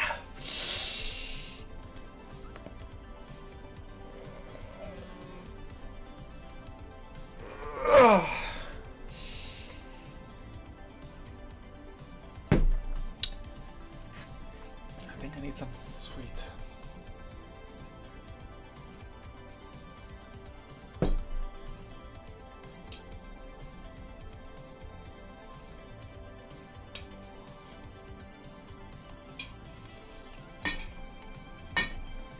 Or a beer.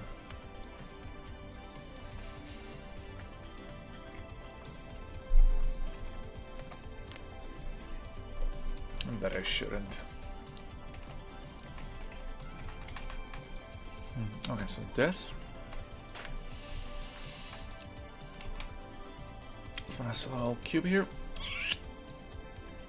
Go.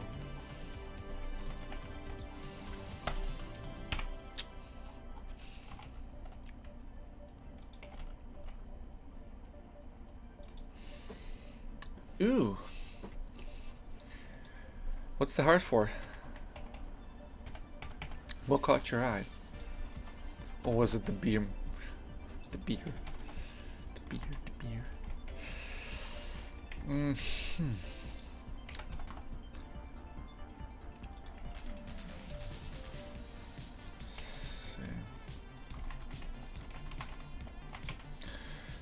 This basically is how this is gonna hold the cable.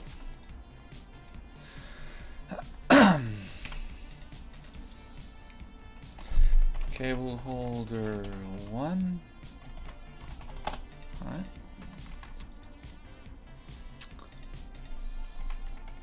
Let's complicate this thing here.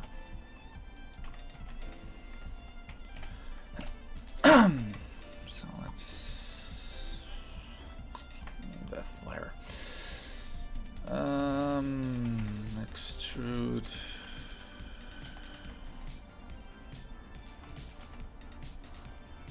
Like this. There we go. Transform geometry. Let's just bevel it together. So now it looks like it's two parts joined together. Weighted normal. smoothed out, and it looks good despite not being totally functional or functional at all.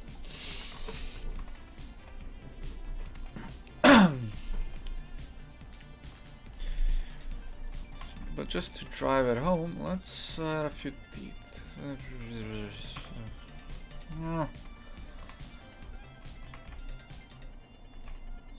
So let's do this.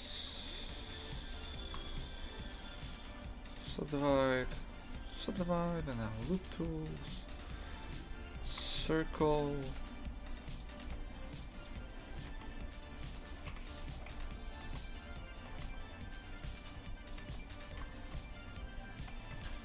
Oh, shit.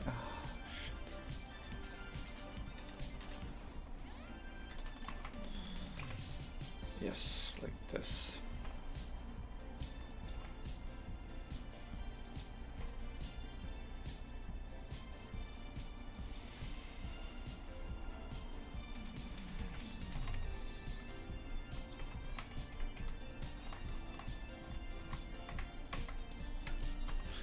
From distance you won't notice it, but it just adds a little bit of something, a little bit of detail to catch your eye on, and the shadow.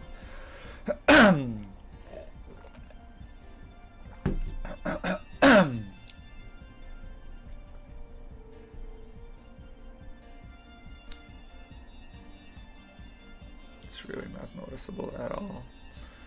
And that's totally fine. That is totally fine. Ah. God damn it, hair. Actually, no. Let's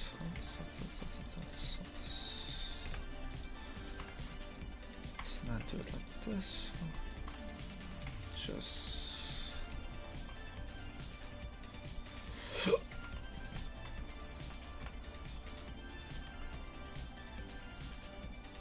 something like this.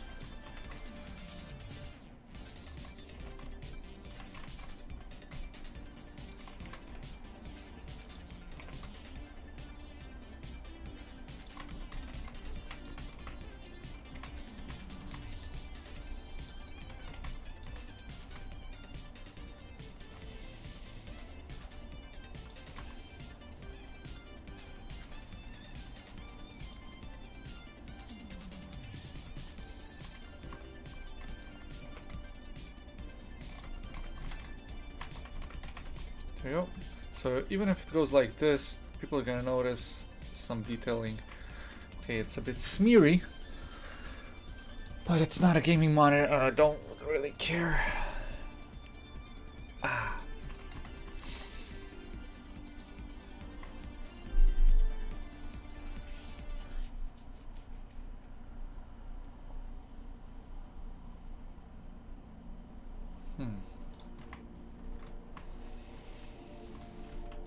Actually, this can be used. Oh, there it goes. There it went.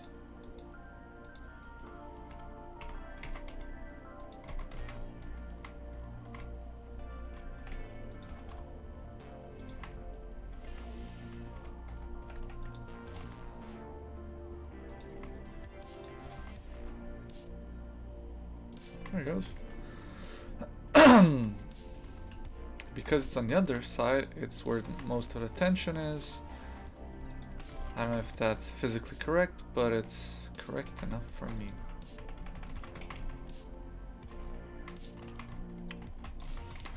Cool. This is actually totally enough for both things.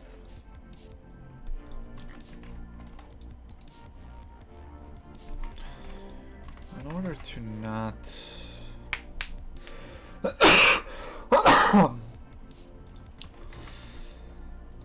one, two, three. Cursor to world origins, origin 3D cursor.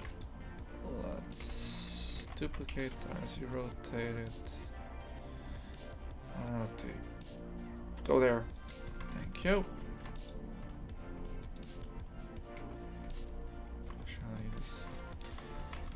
Just gonna select these things extend them down to here.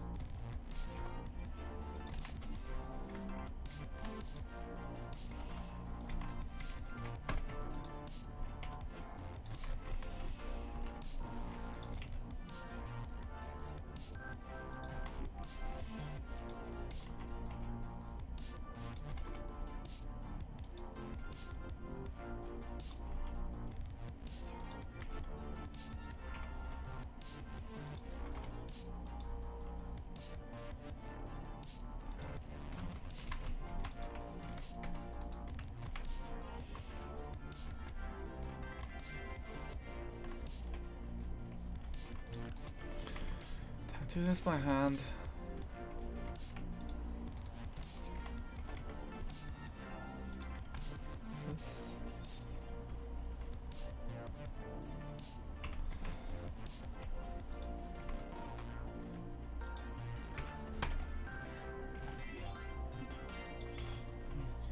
This.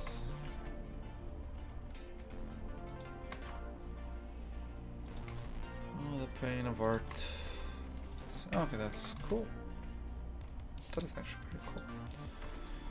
So let's get the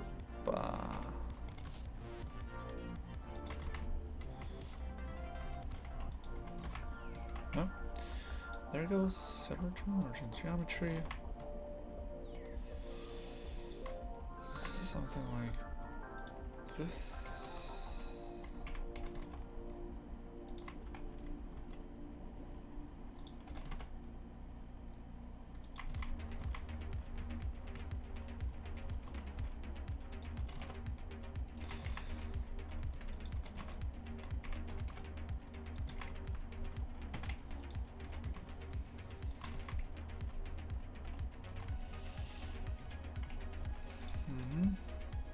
Oh boy, this is gonna be painful.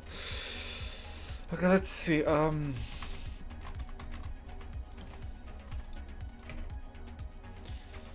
make it 2 lines. Not as bad as I expected. Top side. Yeah, top side is bad. Because there's a slight curve to it.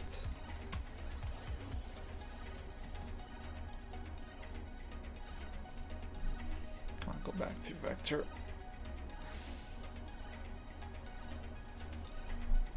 Uh-oh.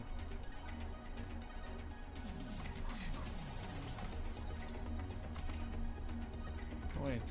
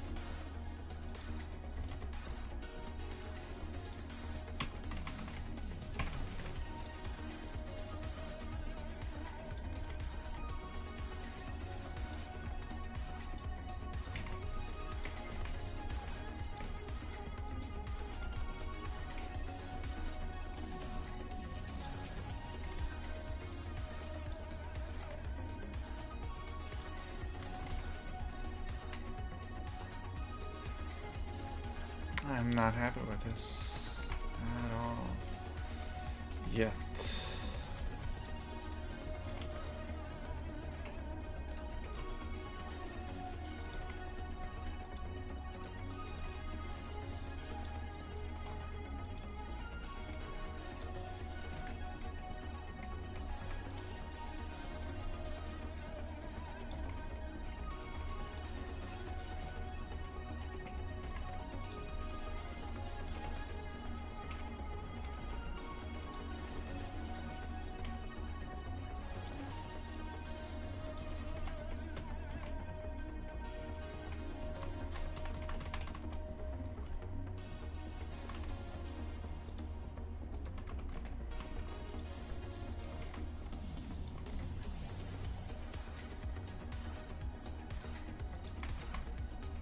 Now it looks better.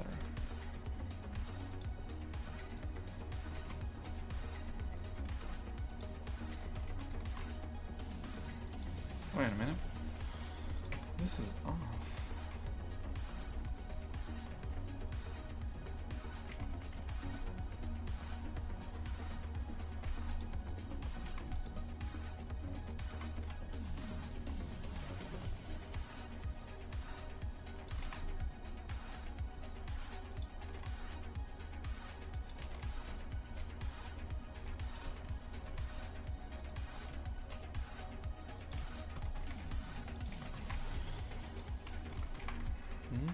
There you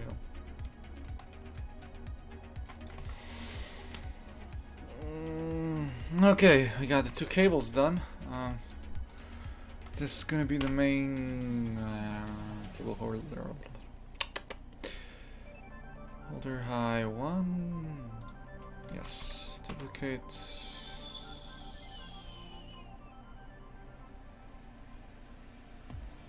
Oh, yes. Let's retopple this.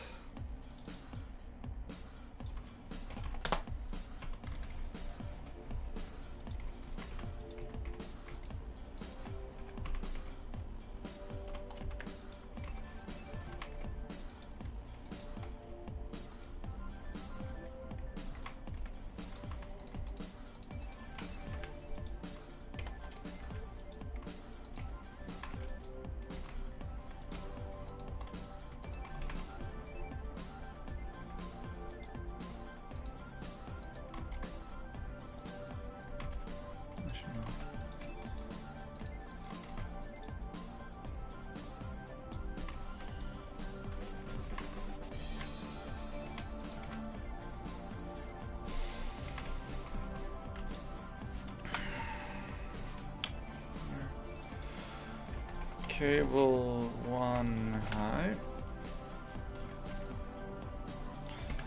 Let's just save it. What I did notice was when I do a smart UV wrap or add seams, that's when some problems arise with the texture. Yes, that's because the seams should be together as much as possible to have a smooth texture unless it is tiled or tileable. Otherwise you're just gonna get like cuts. And the way you hide these things, like the axe you did, usually you do a seam around the long edge or on the underside, or basically the areas where you know it's not gonna be noticeable. Like, let's say if this was an axe, let's say this remote was an axe, the seam would be on... Oh. Phone. Give me a second.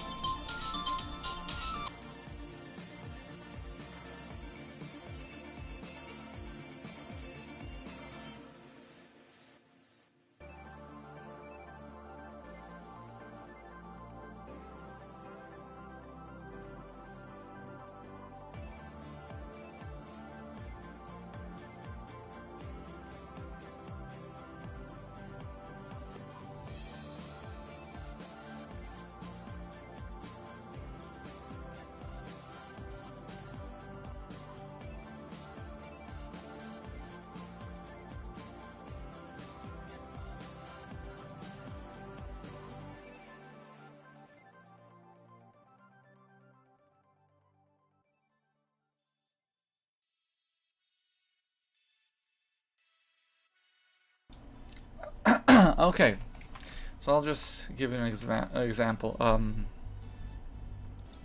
Let's say this. So make it like this, make it thin. Just do, I don't know, some shape.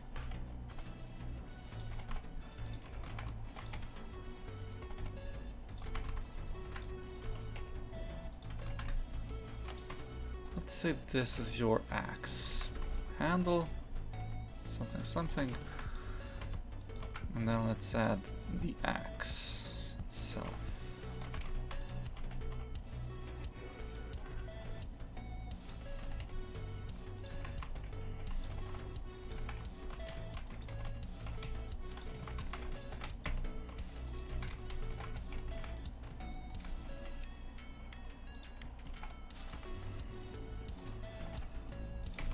Okay, this is our axe. Basically, you understand how this should work. So, this is a lot better example than what I did yesterday, because it was... You need a good example. Wow, this is a thick axe. Okay, so let's do a quick... let's go to final, just so it is. And let's UV it. So you did, I think, a UV something like this. I don't know. You did it something like this here.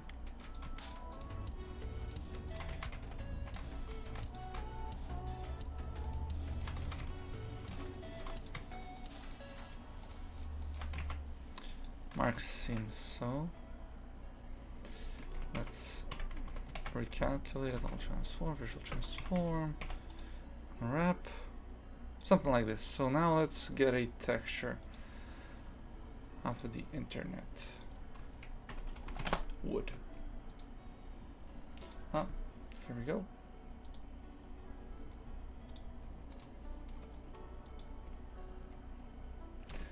This almost looks like the exact one you used, but I could be mistaken. Okay. We're gonna give it a texture. New with test. Underscore test. Let's do this. So image texture open references wood. Now we're gonna do this. And here we have this wood.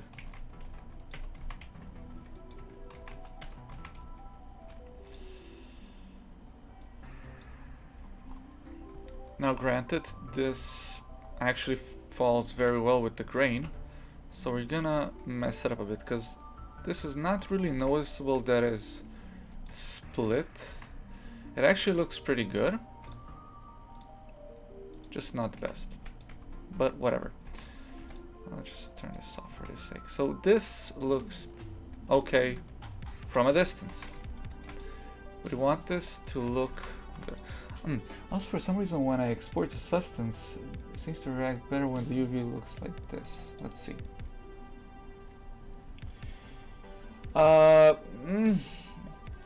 Better is trivial, but when I export something I have a UV like this, it doesn't react well to it. Well, first off, you got way too many polygons. On the second picture, if you do in substance and select triplanar projection, the way I and wood texture, the way I showed you, it should work totally fine. And this is pretty much very much expected. Now, this, just because it looks like this doesn't mean it's correct, because this seam here is just following the line here. That's it. That's all that it's doing. This is basically very incorrect. How it should be done is too many polygons. Yes, like you got a little bit too many, but fine. For starters, it's not a problem. Stupidly, yeah, it's stupid easily. It's easier. It's easier. But it might give you problems in the end, especially if you don't know what you're doing, because it might extend baking times and some issues, but never mind. Let's look at this. Now basically we have a texture here. You can see the seams here, you can see how they're presented, and now I'm just gonna like move this so it's a little bit more obvious that it's broken. So something like this, something here, something to here. Actually, this looks totally fine. It's just a model, doesn't matter. Now, this is a theoretically okay way of doing UVs, but the proper way is to hide the UV seams. Now, if I rotate this like this, now you see that there are problems, but again, the UVs actually line up pretty well. So let's just go back to the old way.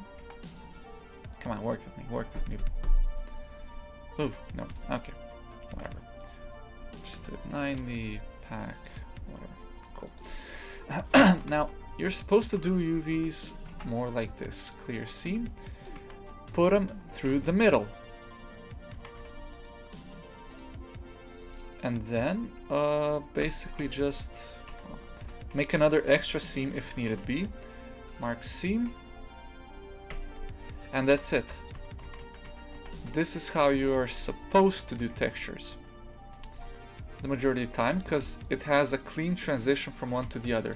There is stretching, of course. But then you're like, okay, I know I can fix this. I'm gonna add a seam here. And it's gonna stretch it a little less. So you see there's actual wood grain that is not being morphed. And it's just following the look here. It actually looks good, and it's hiding the seam, and because it's wood, it's a lot more easier to hide these things. Yes, because you're supposed to try to find like the middle spot for everything.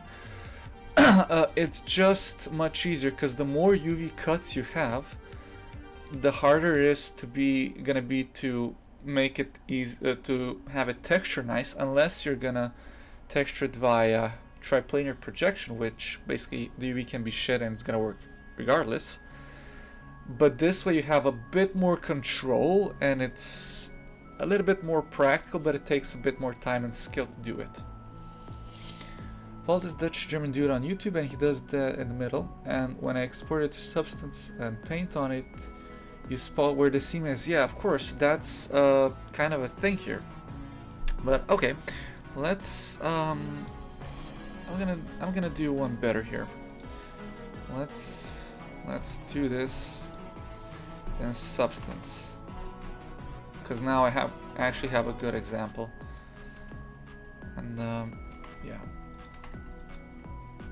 actually let's just clear seam and just bevel it a bit more so it's a bit more organic. All transforms. Blah, blah, blah.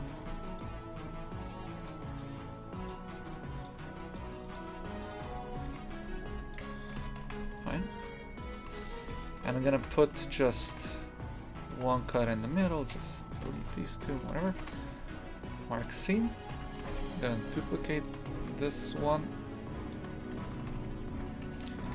Add another few seams here.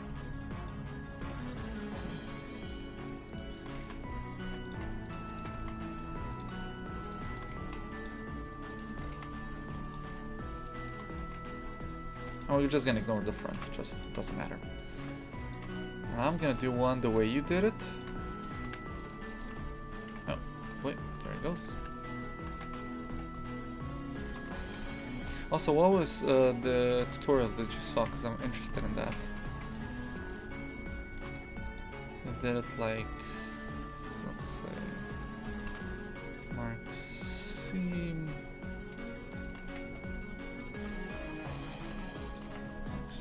Whatever. Mark seam.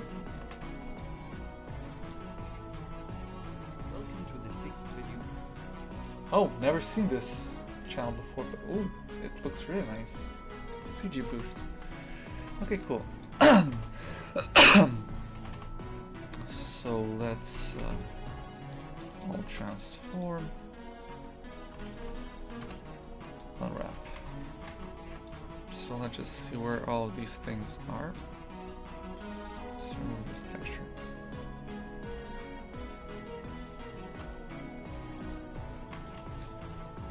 So I'm gonna put this on the far left. This one's gonna be here, and this one is gonna be over there. Yes, thank you very much, Mother.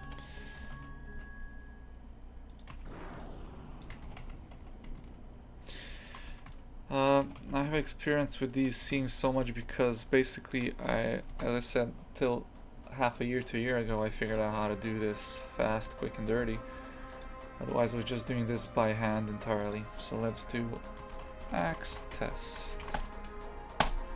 And UVs are a bitch to do.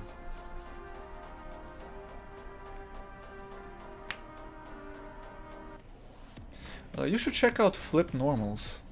Mm. They basically do the same thing. They're just like industry professionals.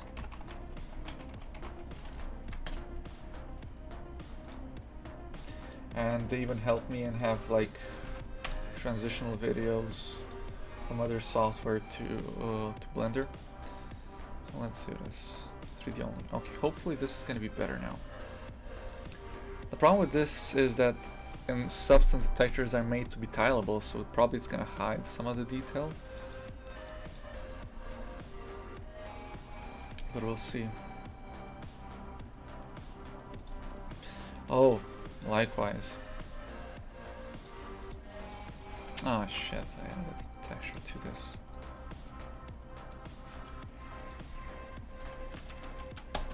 Test, let's export this again. Export. Test, hold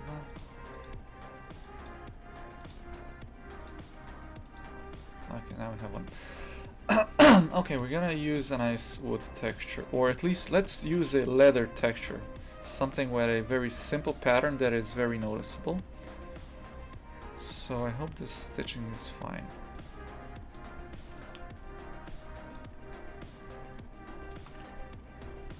Okay. So here the first one is the one you made. I think this is the first one. Yeah, this is your style. This is one through the middle.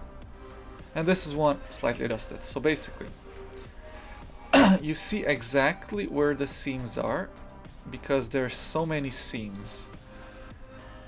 Let's just put it on the 4 so it's even more noticeable. So basically, it's very obviously where it's cut. While mine, because there's only one seam in the middle, is less noticeable and it transfers all the way to the bottom. And even if somebody had this in game, wishing it around, if you're lucky enough, some seams might even like connect in the way that mine did at 4 tiles, and you basically don't really see the seam where it's just going like this. That's kind of the magic of UVs. Now this again is mine, but just the edges are clipped, and you see that it might look a little bit better, but at times this might look better. And this is on UV projection. So basically this on UV projection, this is how the UVs are made. Now let's look at triplanar projection, where the UV is somewhat, no, it's not ignored, it's just a different way of projecting the item. And here you see they are all equally incorrect or correct, because this doesn't care how the UV is made. All it cares is that it projects the image of the leather. Where is our leather that I used? Where is it? Leather down. Oh, it's on the bottom. Where is it? Oh, here it is. It only cares that it projects this specific shape pattern on each side and then onto the model.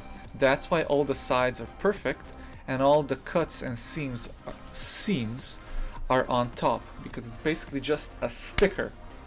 This is the easy way of doing it, but you have to know how your model is gonna work in order for it to work, but already the result is somewhat better. But then we switch back to UV projection. It's again very obvious where the seams are on yours. Well, on mine is not that obvious. Also, when doing seams like this, there are use cases where, well, let's say you don't need to do this way. I'm gonna show you another example. So let's say that we have to texture this entire thing. So let's just clear it. Well, let's just keep it as a reference here. So let's just keep it. Clear the seam. And I know that I'm gonna have a leather texture on here. So I'm gonna use the seam, mark seam, and I'm gonna cut it here on the bottom. Mark seam, mark seam.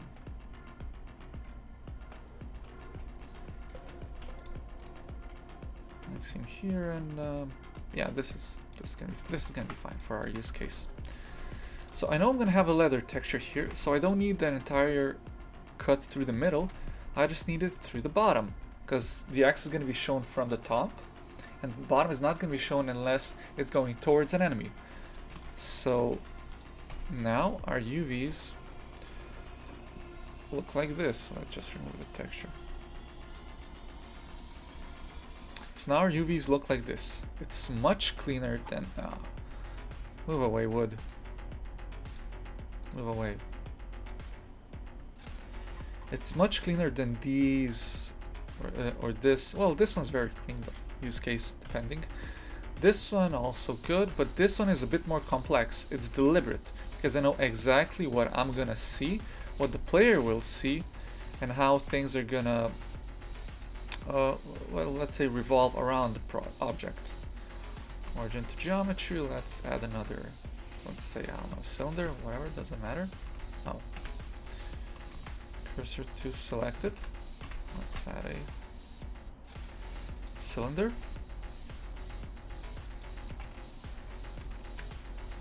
Where are our seams up here? There.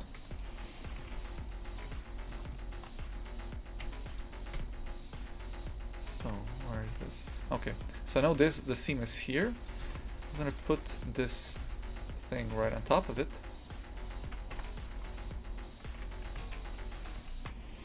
Just gonna like stretch it out a bit. Just to give an example, like there would be another prop here, like leather straps. So now if I add the wood texture on it,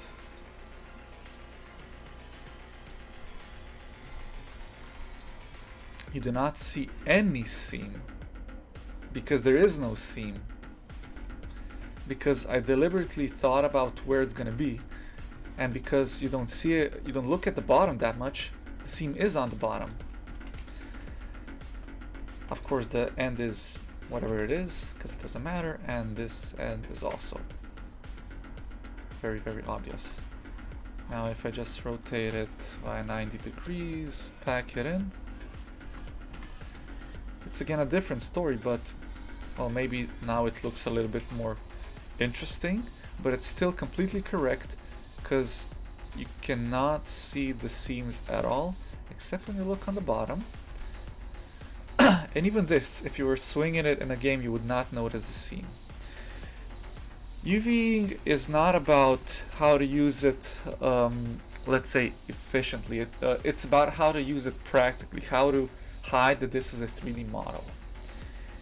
And some parts, like let's say mechanical parts, like let's say a phone, a microphone, a mouse, gadgets, these are the simple things to do, because everywhere there's a crack, there can be a seam and it hides it. But things like, natural things like balls are the most difficult thing to do, because they rotate all the time, but they again have their own approach to making seams. Baseball bats, their own approach to making seams. It's just trial and error and figuring out what and how works the best. There are tutorials about this, but it basically goes from a use by use case scenario. There is no one tutorial to show you how to do seams correctly. It just shows you how to use the seams correctly. Exactly, it's just resources. But fun fact, the same high poly, well, the 10,000 poly to 100 poly models use the exact same UVs, except on the low poly they just like cut it off. And again, that is another skill, because you have to think, how am I going to use the exact same texture, exact same seams, and when I reduce it, that it's going to look good. That is another skill in itself that is, you have to think about. In this example, because I know my seam is here, I'll literally, well, let's just get it here. I would use it something like, maybe, I don't know, I know this is not used that much, so I'll just reduce this polygon. I don't know, I don't need this, I don't need this, I don't need this. And if I look at it, well, of course, I'm gonna, well, no. Where is it? Where is it? There you go. Let's just put this here so it looks the same. This still looks exactly the same despite having probably half the polygons. Like if you look at it from this angle, but if you look at it here, you see there are differences. If you look at it from this angle, you see, again, there are differences.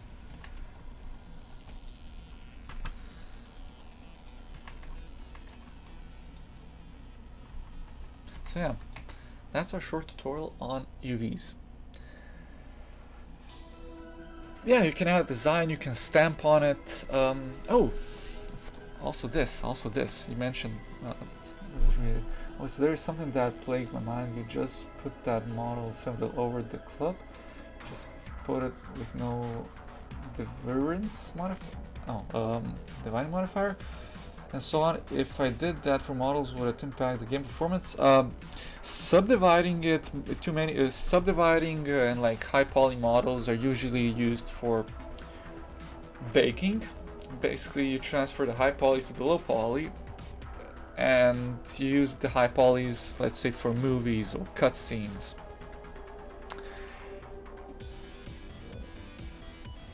Let's see. I mean, the more polygons there are, the more it's going to impact the performance. That is a given. But I think poly counts, it doesn't impact the games as much as it used to. Now it's more the amount of texturing and lighting. Would it render that poly that the player can't see but actually is there? Would it also mess any textures? No, if you make a polygon in game that is just invisible, it knows it's there, it just doesn't show it.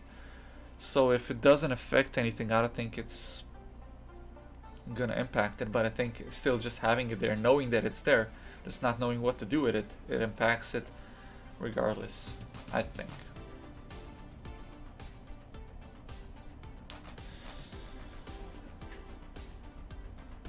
I mean, you shouldn't overlap two props one over another, because that's gonna cause issues. That's gonna cause flickering. So no, you shouldn't have that. That's why every time there's when you want to overlap something, it's literally a micromillimeter above the thing, and the issue is gone. But the further you get from the prop, the more the things, I think, try to blend in, and it looks like it's overlapping, but it's really not. So it's basically a fine balance of what you're gonna do. Yeah, try not to overlap it. Don't let it go through the mesh if needed be. But here's another thing you said about painting, and you can obviously see where the seams are. When painting in substance, there are, right now I can just paint basically wherever I want, and it's not an issue because it has continuous, basically it knows where the seams are and calculates how it should look. And this is on tangent warp. Now if I use UV, if I start painting on a UV, I cannot paint on the other until the center point of this crosses it.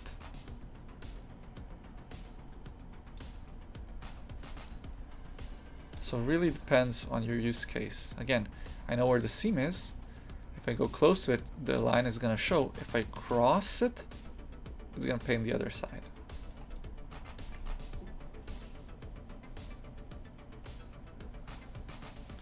Yes, exactly. Either add it above or add a different modifier, yes. It's a balance game.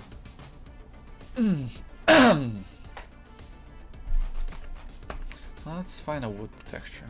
Let's do wood. It's not gonna look good, because of course it's not gonna look good. There's no baking. Acacia wood, Katya.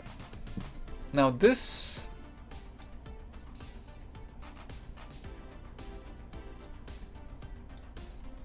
okay, now you said too many poly. What? I don't get that. Look, so for example, we have an acacia wood texture, and no matter which one I UV'd, it still looks good, just moving around, even your style.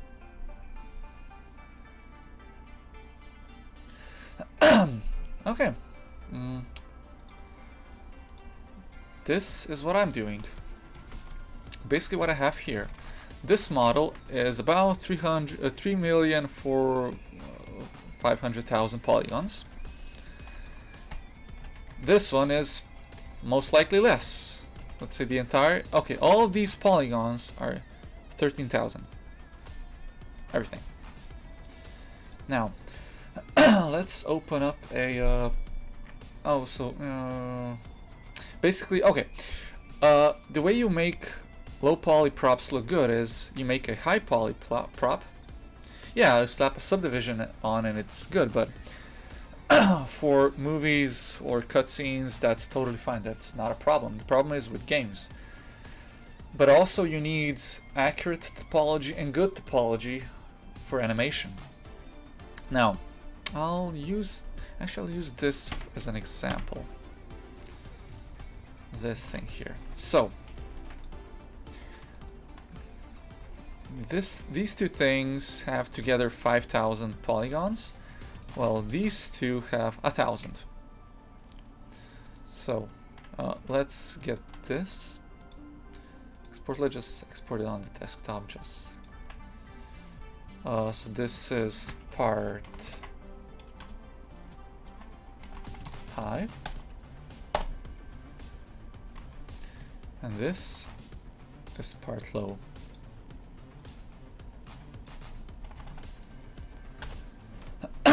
Oh, no. Oh, there we go. Now you see the low poly, the high poly has detail. It has an inside ring, like whatever, it's beveled here, it's beveled there. It's basically, well, physically accurate. And the low poly doesn't have any detail in between. Neither does this, and it's very, very jagged. Now to these two props I already put a UV, so basically this is what the UV looks, and it's separated. Now if I go here, new, I'm gonna select the low poly part, discard this. So this is how it looks. It's nothing special, you saw it, it's a low poly part. Now I'm gonna go to texture settings, bake maps, and I'm going to bake the details on the low poly, basically transfer it. And usually you need, well, basically everything, but just for presentation wise, I'm gonna use normal, ambient, and curvature. Now here, high definition meshes. Since I have a part underscore low, I have to insert in here part underscore high, so it knows which parts to match, and the ring and this part are all separate. I usually turn this off because I don't want it averaged, anti-aliasing because blah blah, and match by mesh name, so it knows low is low, high is high, match those, blah blah. Now it's probably gonna stutter a bit. I'm just gonna bake it.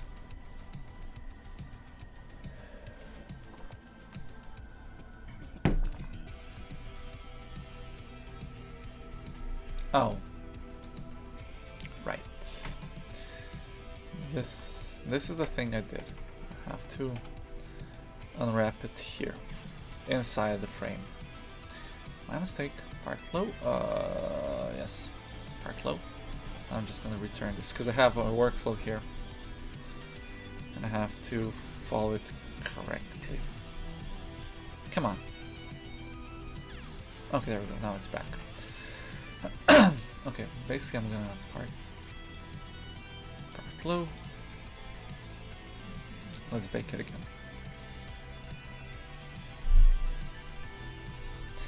I get making the parts you don't see much poly, but it looks like you have a subdivision in the middle but don't have it on the top part. Okay, so this is a low poly that has a hole because you don't see it. Now the high poly here has a subdivision by 2 and has smoothing and so on. This literally has nothing, not even auto smooth. But now, because I had the low poly here, which you saw me inserting, I took the high poly and bake the details onto this. This is still jagged. This is still flat. There's no hole. It's faking it. It's basically baking the topology and the look of the high poly onto the low poly, so there's no performance drop. And you might be thinking like, oh, is that enough detail? What if they get close to it? Well, I'll add more detail to it, but this is going to be viewed from this distance, and it looks totally fine. And the way I baked or prepped these textures, like UVs, I can basically put, let's say, a wood texture on it, and it's going to know exactly where the edges are, and it's going to look totally fine. Okay, maybe here there's an issue, but let's put a metal texture on it. Paint. I had this one. Steel paint worm, this one.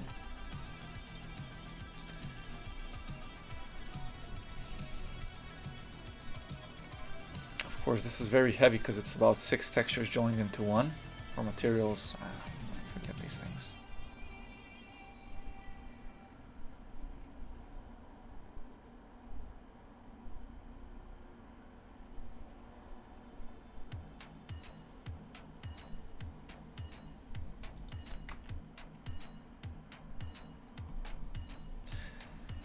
Okay, it lags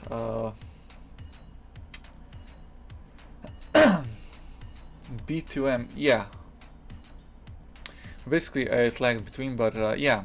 Now I put a metal texture on it, and because I baked all of these things, like I could do space, normal map, ID map, position, thickness, it all calculates how it looks, and because this was a groove, it couldn't be touched, so it's less damage than the outside, which could be scratched. But still, this looks fantastic. This looks good. And this is how you do low poly, or basically how you do game ready props. So I hope this answers your question.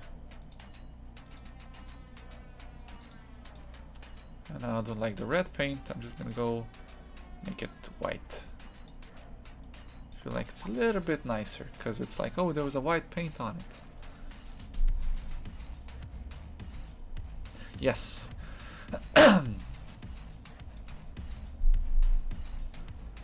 Basically, you have to think about how far it is going to be, how it's going to look like, where is it going to get used. Like, there are issues here because I went too far low poly. I could have been higher low poly, higher lower poly, but that's about it. Yeah, the X, you're just gonna do either completely high poly, or let's say a higher amount of polys, not as low as mine prop, but well, you don't have to make it low poly as much as this. Like, this is my use case because I know this is gonna be far. Like, I don't need it. I don't need that many polygons. But this, for example, this has more polygons. Like, you don't have to go dividing by 10. Like, let's say if your main prop has 100,000 polygons, and then you want to make it like 100 polygons or 1,000. You make it as low as you need it. Like, game engines can support the same amount of polygons these days. Like like guns in Call of Duty, they're like 100,000 polygons each. Like 50,000 polygons, and that is the low poly version of the gun. The original gun that they modeled and baked the details on to the low poly can have, I don't know, 12 million polygons. This is just my example. Like, everything people did make in ZBrush, it has like 20 million polygons. They can reduce it to 100,000. You won't be able to see the difference, but there is a performance difference. So you don't always have to go ultimately low. Like, these things could be optimized even more, but I don't need to. This railing can be optimized. Like, I can remove all the polys here. Nobody would notice it, but I don't need to. Reduce the poly count as much as you need to. Maybe I have a thing that I did. Let's just go to ArtStation. Let's go to my ArtStation. I'll give an example.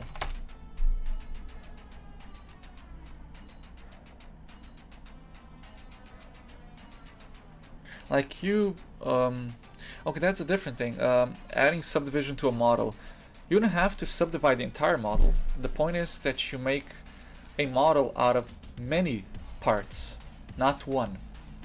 I'll give an example. Let's see what is new. Nothing new. Okay. Let's go on profile. This. So this is a crosswalk signal. This is a crosswalk signal. You see there are many details, like there like stripes here, stripes there, cuts here, like so many details. There are screws, they're embedded. This thing is modeled. You think like this is a lot of polygons, but in reality, this doesn't have many polygons. It's just the texture that does all the heavy lifting for it. I think this has about 1,000 polygons maybe. And even that could be optimized even more. I just want it to look good. And the original for this is about 200,000 polygons. So this is just selective optimization. And if you saw this, like just looking at it here, like you can look at it like this, like really close. Of course texture is bad, but you can look at it and there's still enough detail for you to barely notice the polygons they're cutting here. I noticed, I know this because I made it, but I also noticed these things. But even if you look at it like this, it's perfect. There are no issues with the model. So it's all on the perspective. So now let's open the original model. Work, Blender, is it crosswalk, Coca-Cola, diorama? Oh no, it's under P if I... Yeah, this. Prod master. So let's look at it.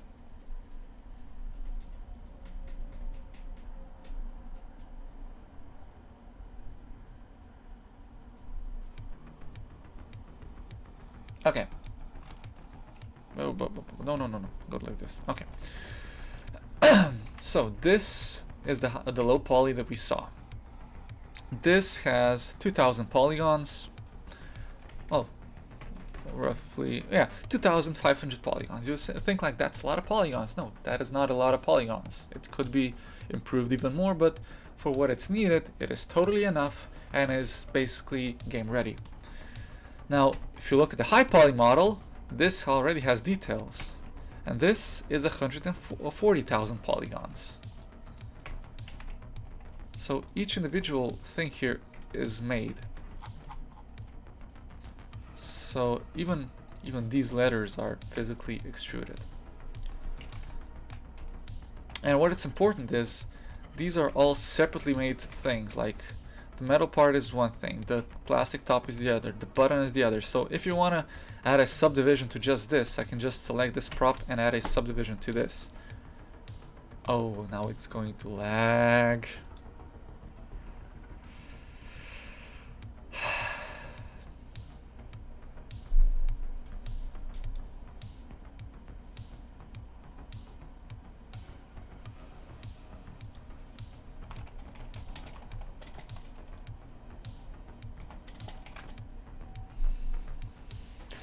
Oh, there we go.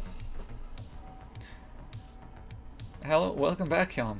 But basically that's it. I hope it answers your questions on how low it should be. It shouldn't be low that is obviously too low.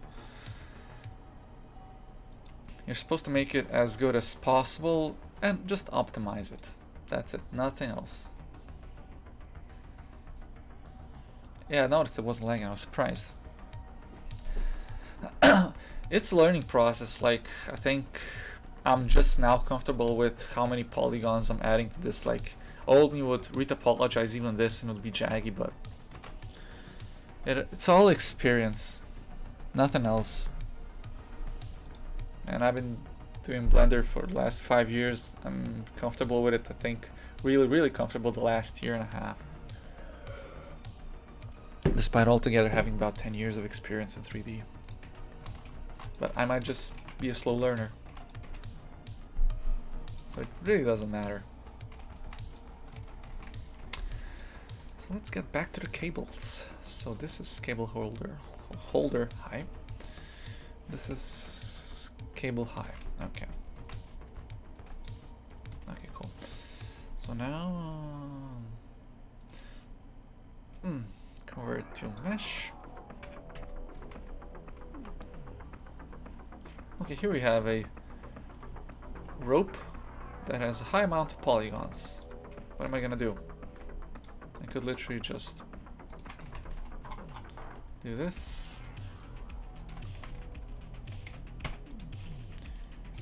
Reduce it poly count by half. But this is the high poly, so I'm not going to do that, and thank God I remember that. Otherwise I would have made a mistake.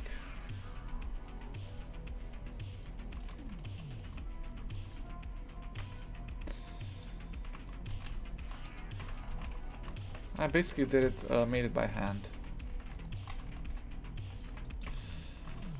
I'm not as happy that this is here. Whatever.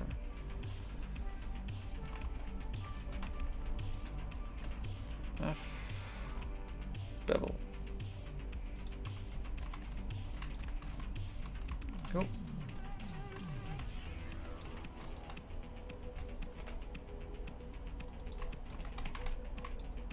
This is cable high. I'm gonna duplicate it, send it off too low.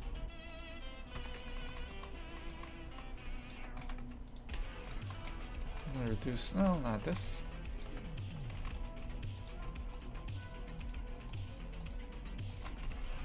Like this. Now, if I was pedantic, did I mirror? I didn't mirror anything. At least not the cable. I just did it by hand, both sides. Now, if that was pedantic, I would like retopple all of this individually, but things like rope is very difficult because it's obvious that it's, well, a circle, and here it didn't pay too much attention apparently. And to make it the seam invisible, I have to understand where most of the seam is. So let's say, is it visible here? And for my observations, let's do anything but this. So let's say, where is it? It's on the front, so it's gonna have to be somewhere here. No. Here, this is gonna be fine. Now, because stretching this would be like one really long polygon, like it's too much, I'm gonna cut it in a few pieces. I'm actually gonna have to make the top, well, whatever, mark seam. I'm gonna cut it in a few pieces where I know nobody's gonna notice it. One of these areas is, well, basically you just gotta see. Okay, so basically down here, nobody's gonna notice if I put a seam here or here.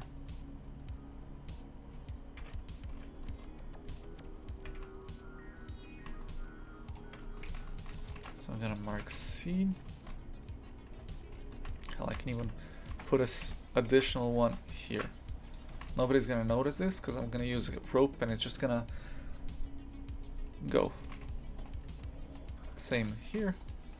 Put a seam here and here. Yeah, here. This should be okay. Yeah.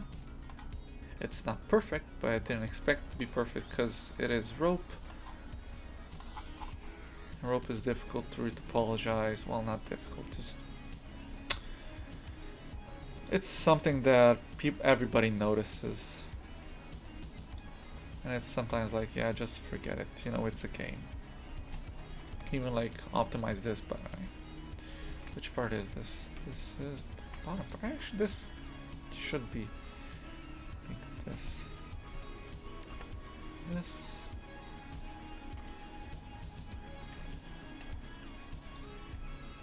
Well, this is an issue.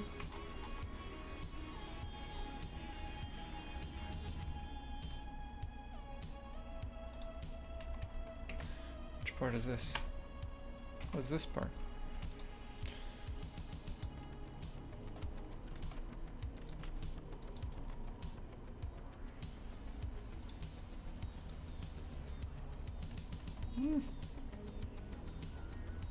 This add-on did come in handy.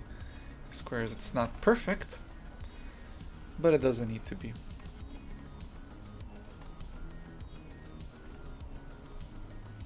Again, now we're just gonna like pack it, and it's fine. Because nobody's gonna be watching like, oh, this is also beautiful, but the way you did the UV on the rope, oh, that's bad, that's really bad, that there's a seam. I'm actually not satisfied with this. Actually, like, be pedantic about ropes, but hey. Can't really make everything perfect, so why bother? I'm gonna know, the stream's gonna know, but nobody else. Again, this has to be finished by tomorrow afternoon, so today's gonna be a long ass day. But I think I can make it.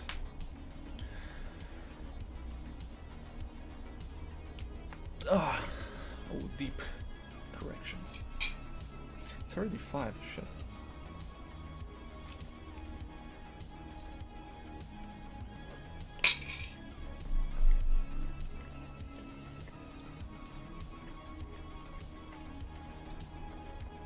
Stream time? 3 hours. Nice.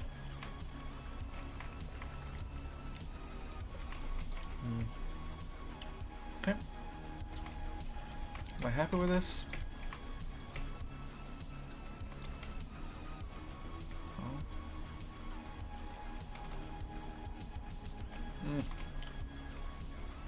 Yeah, I'm happy. It's fine. It's fine.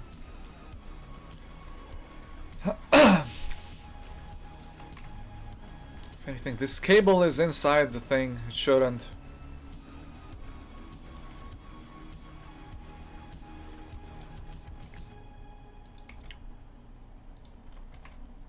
There we go. Better.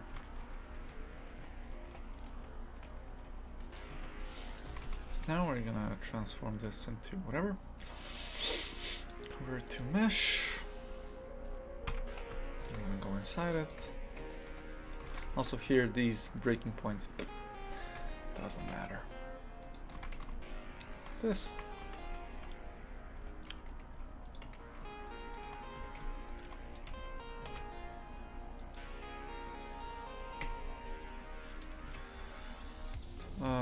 Cable to high. Cool. Duplicate it, move it to low. See, it's a bit on the side. But again, it's something nobody's gonna notice. But if they notice, I'm like, yeah, good on you.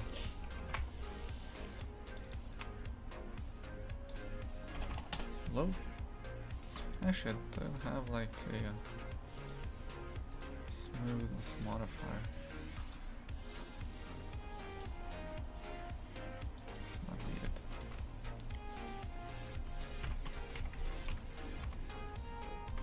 Where is it? Oh. Mark C. Down here.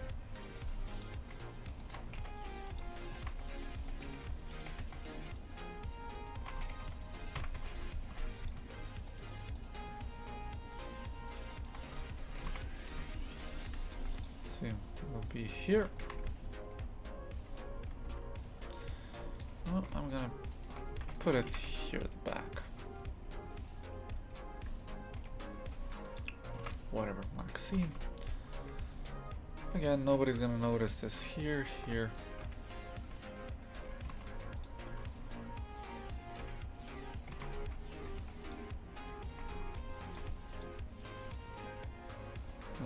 Actually, I need this.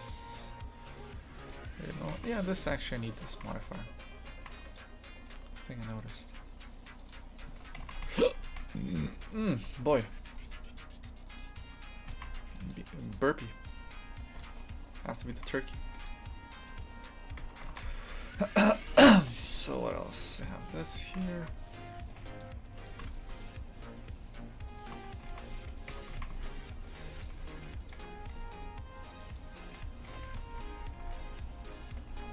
Also, I can put a seam here. Oh. Transforms.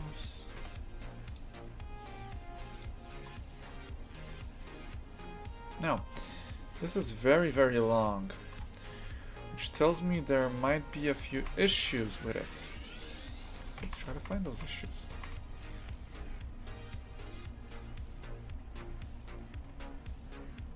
Oh, I didn't put the back seam. There you go.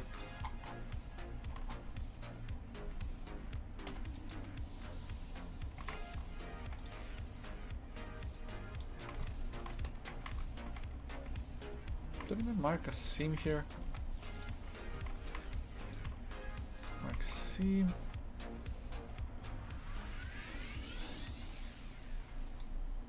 Apparently I didn't. Well, silly me. There we go. It's fine. And this is gonna be square UV. Square UV. Pack. Done. There we go.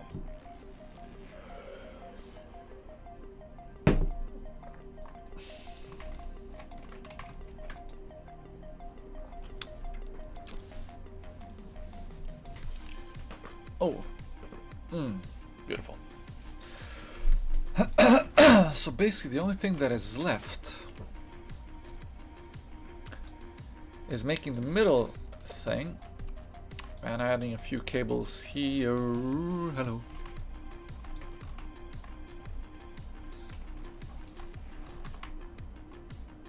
Oh, no, no. And the door.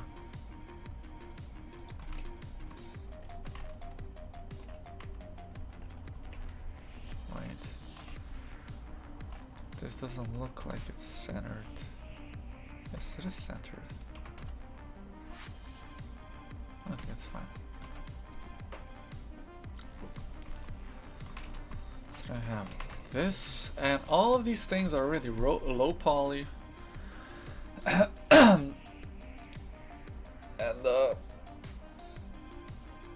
yeah.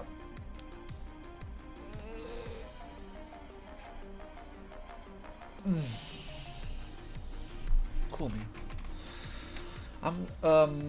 What time is it even? It's been 3 hours. You know, I'm gonna take a short break, like half an hour break, and then we're gonna continue. And we're gonna continue modeling, and maybe we'll even go into substance. But we'll see. But I think at least an hour and a half, an hour-ish of modeling will be needed for the middle part, through topology and everything else. Prepping it for texturing. Worst case scenario, I'll texture it off stream. So thanks for stopping by. See you later on. Enjoy the hour break from me that you'll have. Until then, take care and bye bye then.